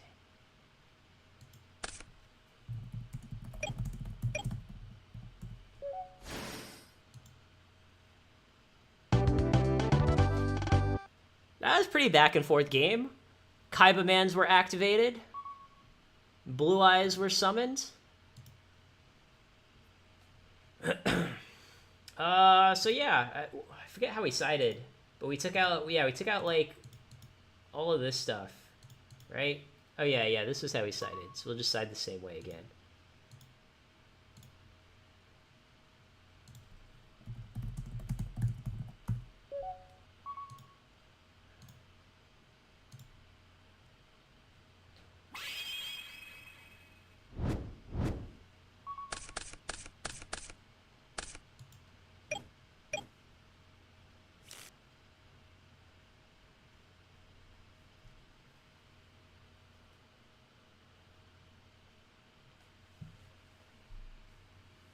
Yeah, I mean, his Blue Eyes deck is not what I would call top tier, but it does make you sweat sometimes. I mean, when we were playing Reasoning Gate, he was actually just destroying us with Cold Waves.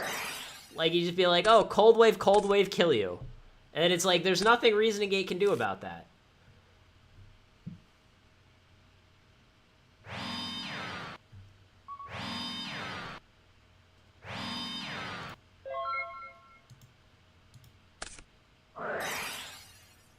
Well, this is rough. This is gonna be a rough game. I'm guessing he'll send back the Warrior Lady? Yeah, that makes sense.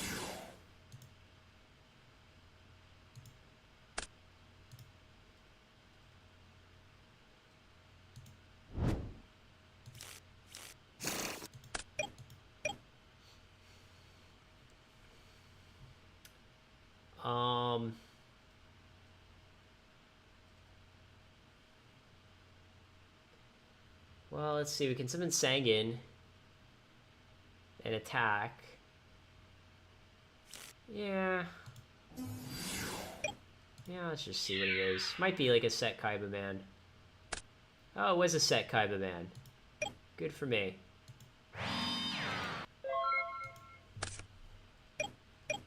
The interesting thing is if he Cold Waves here. Because if he Cold Waves, we can chain Raigeki Break.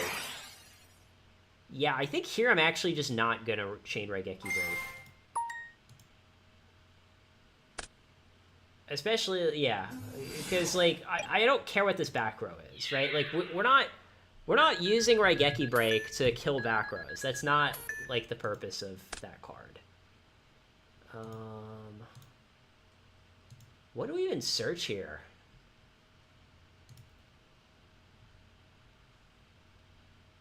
I mean, I guess Spy is okay.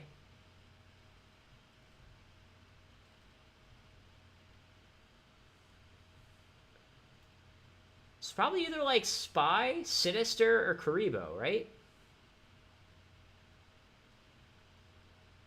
I don't know, I'll just get Spy.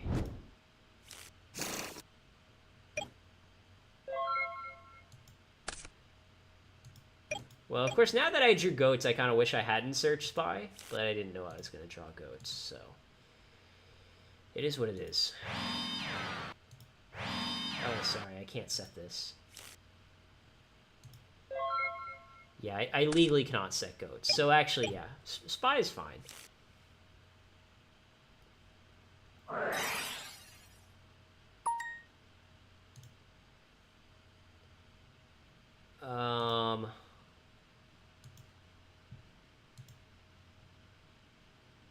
Yeah, I think... Because we can chain Raigeki Break, and then he won't trigger Last Will, because that's not how it works. Yeah, it's fine. He's going to do something else to trigger Last Will. Maybe he's going to go Kaiba Man into Blue Eyes, search Sign. And then we can just Raigeki Break, kill that. Yeah, I think saving Raigeki Break is the play here.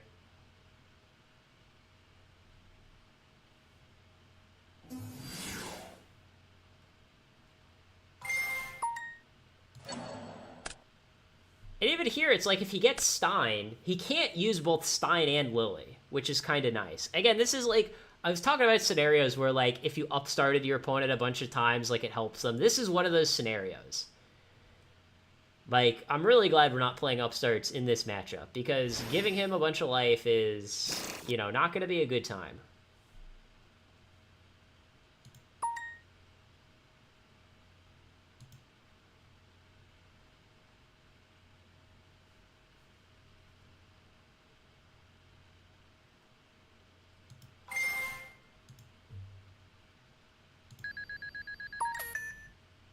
I'm not gonna lie, I kind of wish Blue Eyes Ultimate Dragon was in GOAT format, just because it would be better flavor, right? Like, if the Blue Eyes deck was able to Stein for Blue Eyes Ultimate Dragon, I feel like that would be cooler, you know?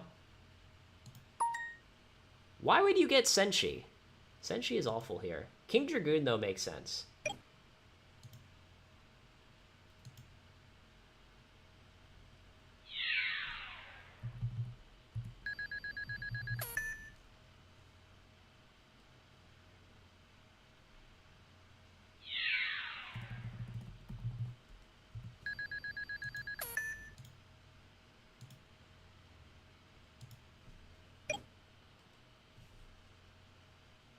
Did he not attack with Lily? I just want to make sure I read that correctly. Okay, no attack with Lily. Yeah, he can switch it to defense main phase 2. Oh,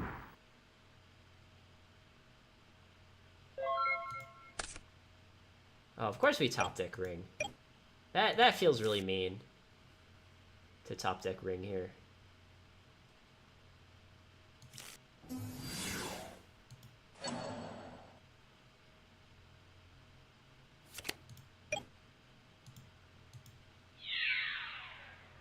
Oh yeah, and we can set goats now. We couldn't set it last turn because of Cold Wave.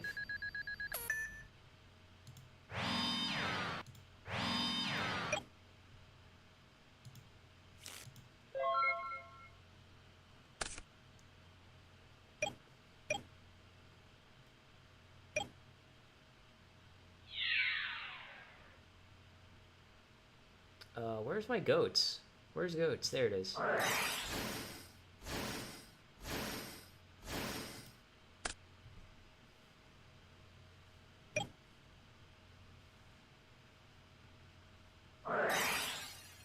Really?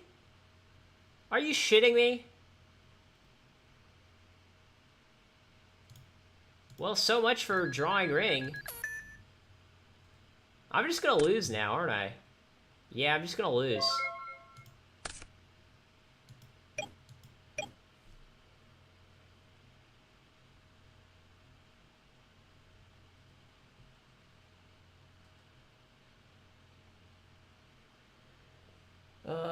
Yeah, I've got no way to deal damage. I sided in Smashing. We've got Mirror Torrential. Didn't draw one of those.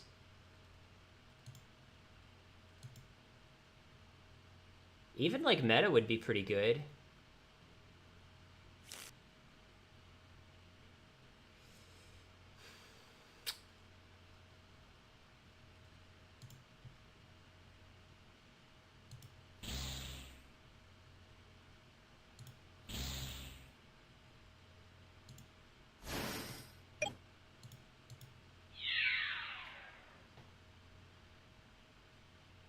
Yeah, I wonder if there's any chance we should just not goats specifically to play around Token Thanksgiving. I mean, it is post-side. Token Thanksgiving is like a real card. People side it. Ugh.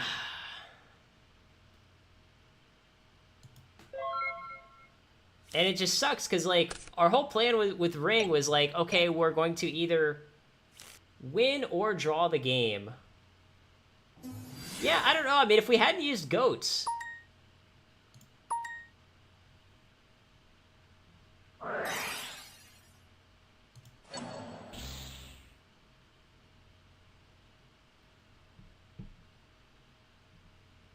If we hadn't used goats, we could have summoned Tsukiyomi and ringed for game. So, I don't know. Maybe that's just my fault for not playing around it.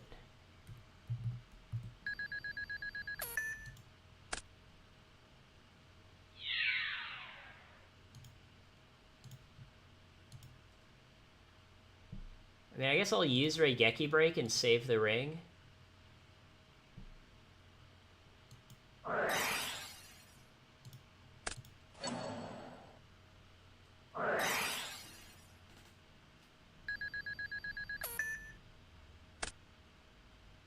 Oh, and now... Yeah, now we'll just, we'll just do that. I don't know, I don't see much of a choice.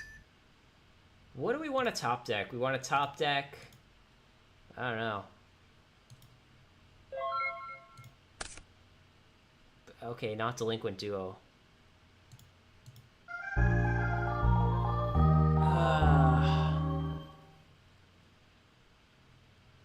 I mean, Token Thanksgiving, I think you can also side in a... You can side Token Thanksgiving in Reasoning Gate decks, even ones that don't play Stein. Like, just side in, like, one, and then it's, like, kind of a random DMOC target. But yeah, I mean, if we just didn't activate Goats, we would have won that game. True story.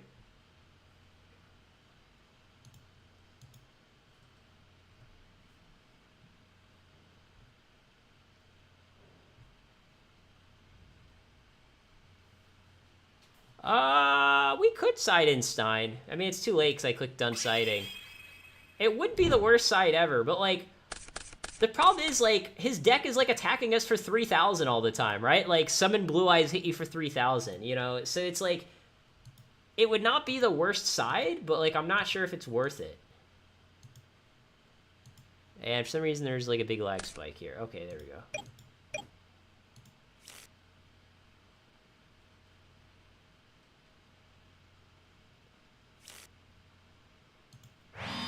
I don't know. I think Stein, I think in this matchup, I think it's kind of like a double-edged sword. It can be good, but if your opponent just gets in one Blue Eyes hit, all of a sudden it does nothing.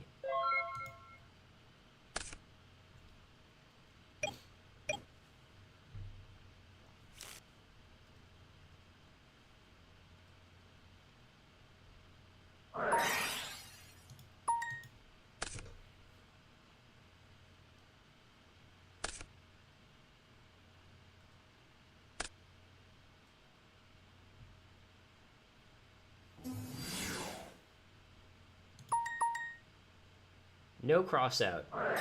Man, every time. I swear the number of times that we have resolved a spy today, I think it might literally be 0. I think every single time we've had spy today against anyone, they've always had an out to it. It's fine though, Breaker's good here. As long as he doesn't like dust shoot our Breaker.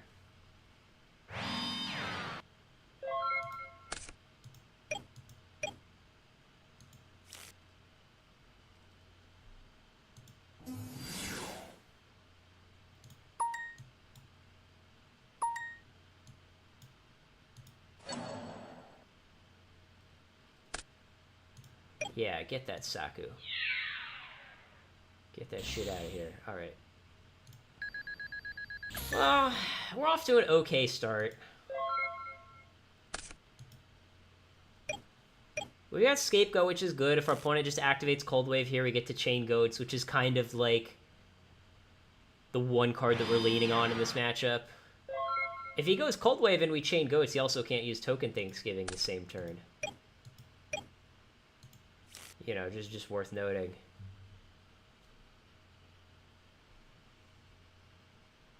I wish we did have, like, some kind of pressure, though.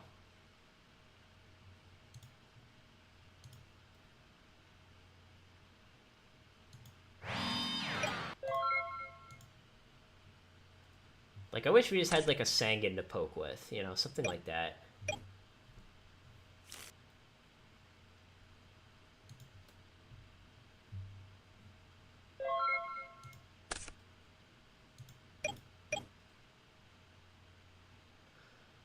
This Decree isn't going to be doing a ton.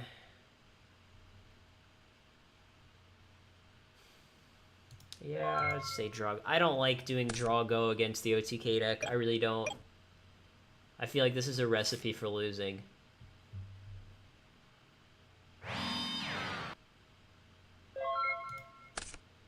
Oh, I was just about to say, like, a random Trinity piece would be good, and then I just drew it.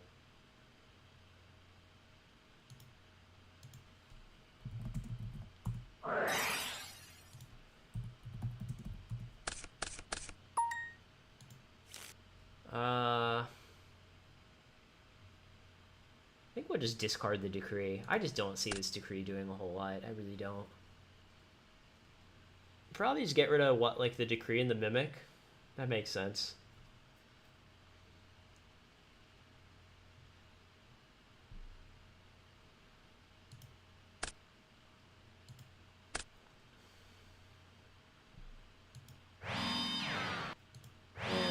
We don't have to set Raigeki Break, but why not?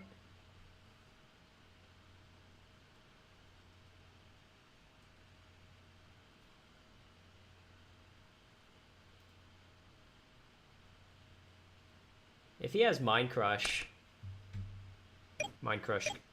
kinda is good against Faith. It's not like a hard counter, but... Oh, he has Decree. Well, if he's using it on his turn... I mean, I guess we're chaining Raigeki Break, right? Chain Raigeki Break, like, probably discard our Faith. I don't know, feels bad. Our opponent kind of still got value out of the Decree.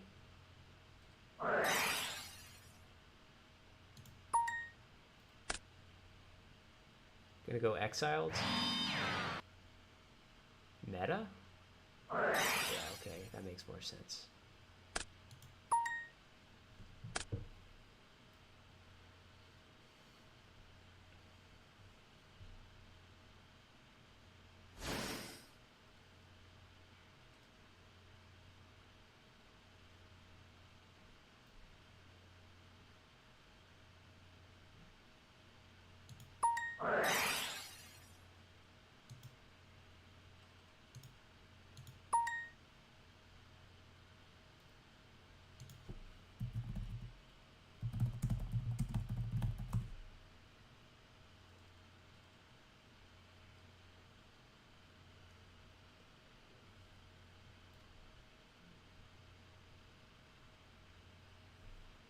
But yeah, I think we're fine. I mean, we've got Goats, Torrential, and Karibo. Like, there's no way we're dead here. That's for sure.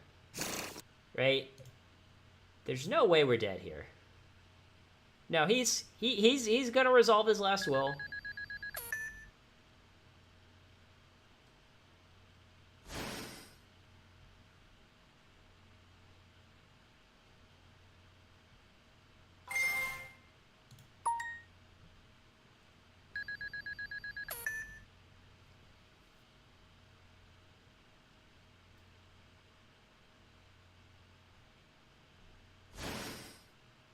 Alright, well, now we're gonna Torrential.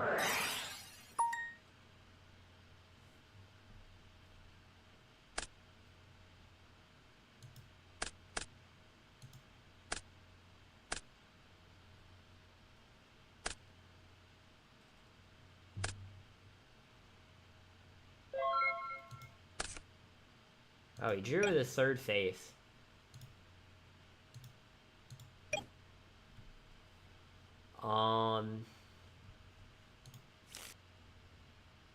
Yeah, I think we probably just want to set it. I mean, we could attack for 15, but, like... If our DD Warrior Lady gets, like, Saku'd or something, that's just such a feel-bad moment. I mean, it's weird that he's playing Saku and Decree in the same deck. But, you know, it is what it is.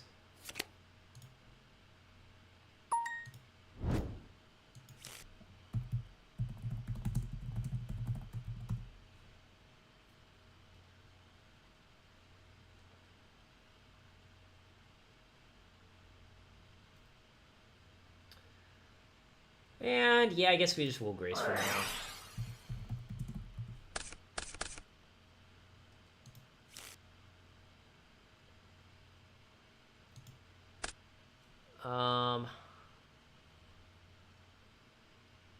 Yeah, you're right, Lux. Like, the fact that we Raigeki break the Decree basically tells our opponent that we have Mirror Torrential set. You're absolutely right. It's basically just announcing to the world, hey, I have a really good trap that's set. So, yeah, I'm with you on that one.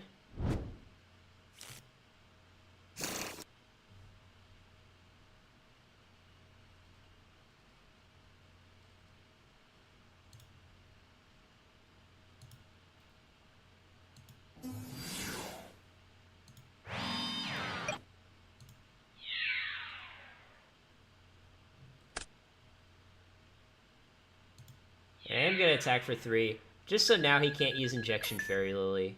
I mean, it's not really going to matter a ton. And who knows, maybe it's not worth it. But that was why I poked for 3 there. And then also now we have game on board, because he's at 18 and we have 18 in play. Oh, that's a good one.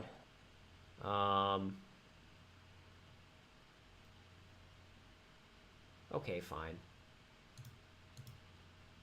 I'll let him do it.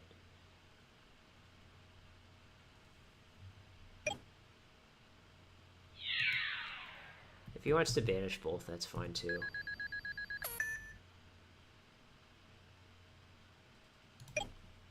Okay, I guess our guy's dying.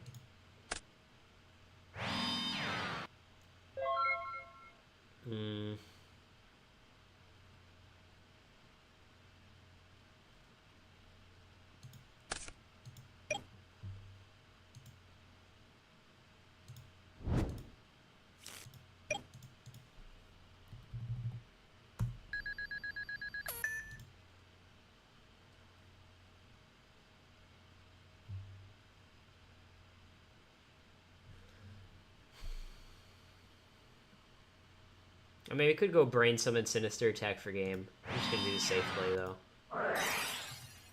If I really wanted to BM, I would just not use Thousand Eyes and just sit here and gain 1,000 for like 10 turns in a row. But I kind of want to wrap up the stream. Okay, he just scooped. So, yeah. Alright, so we beat the Blue Eyes Enjoyer twice this week. Be sure to come back next week so I can beat the Blue Eyes player again. Alright, guys.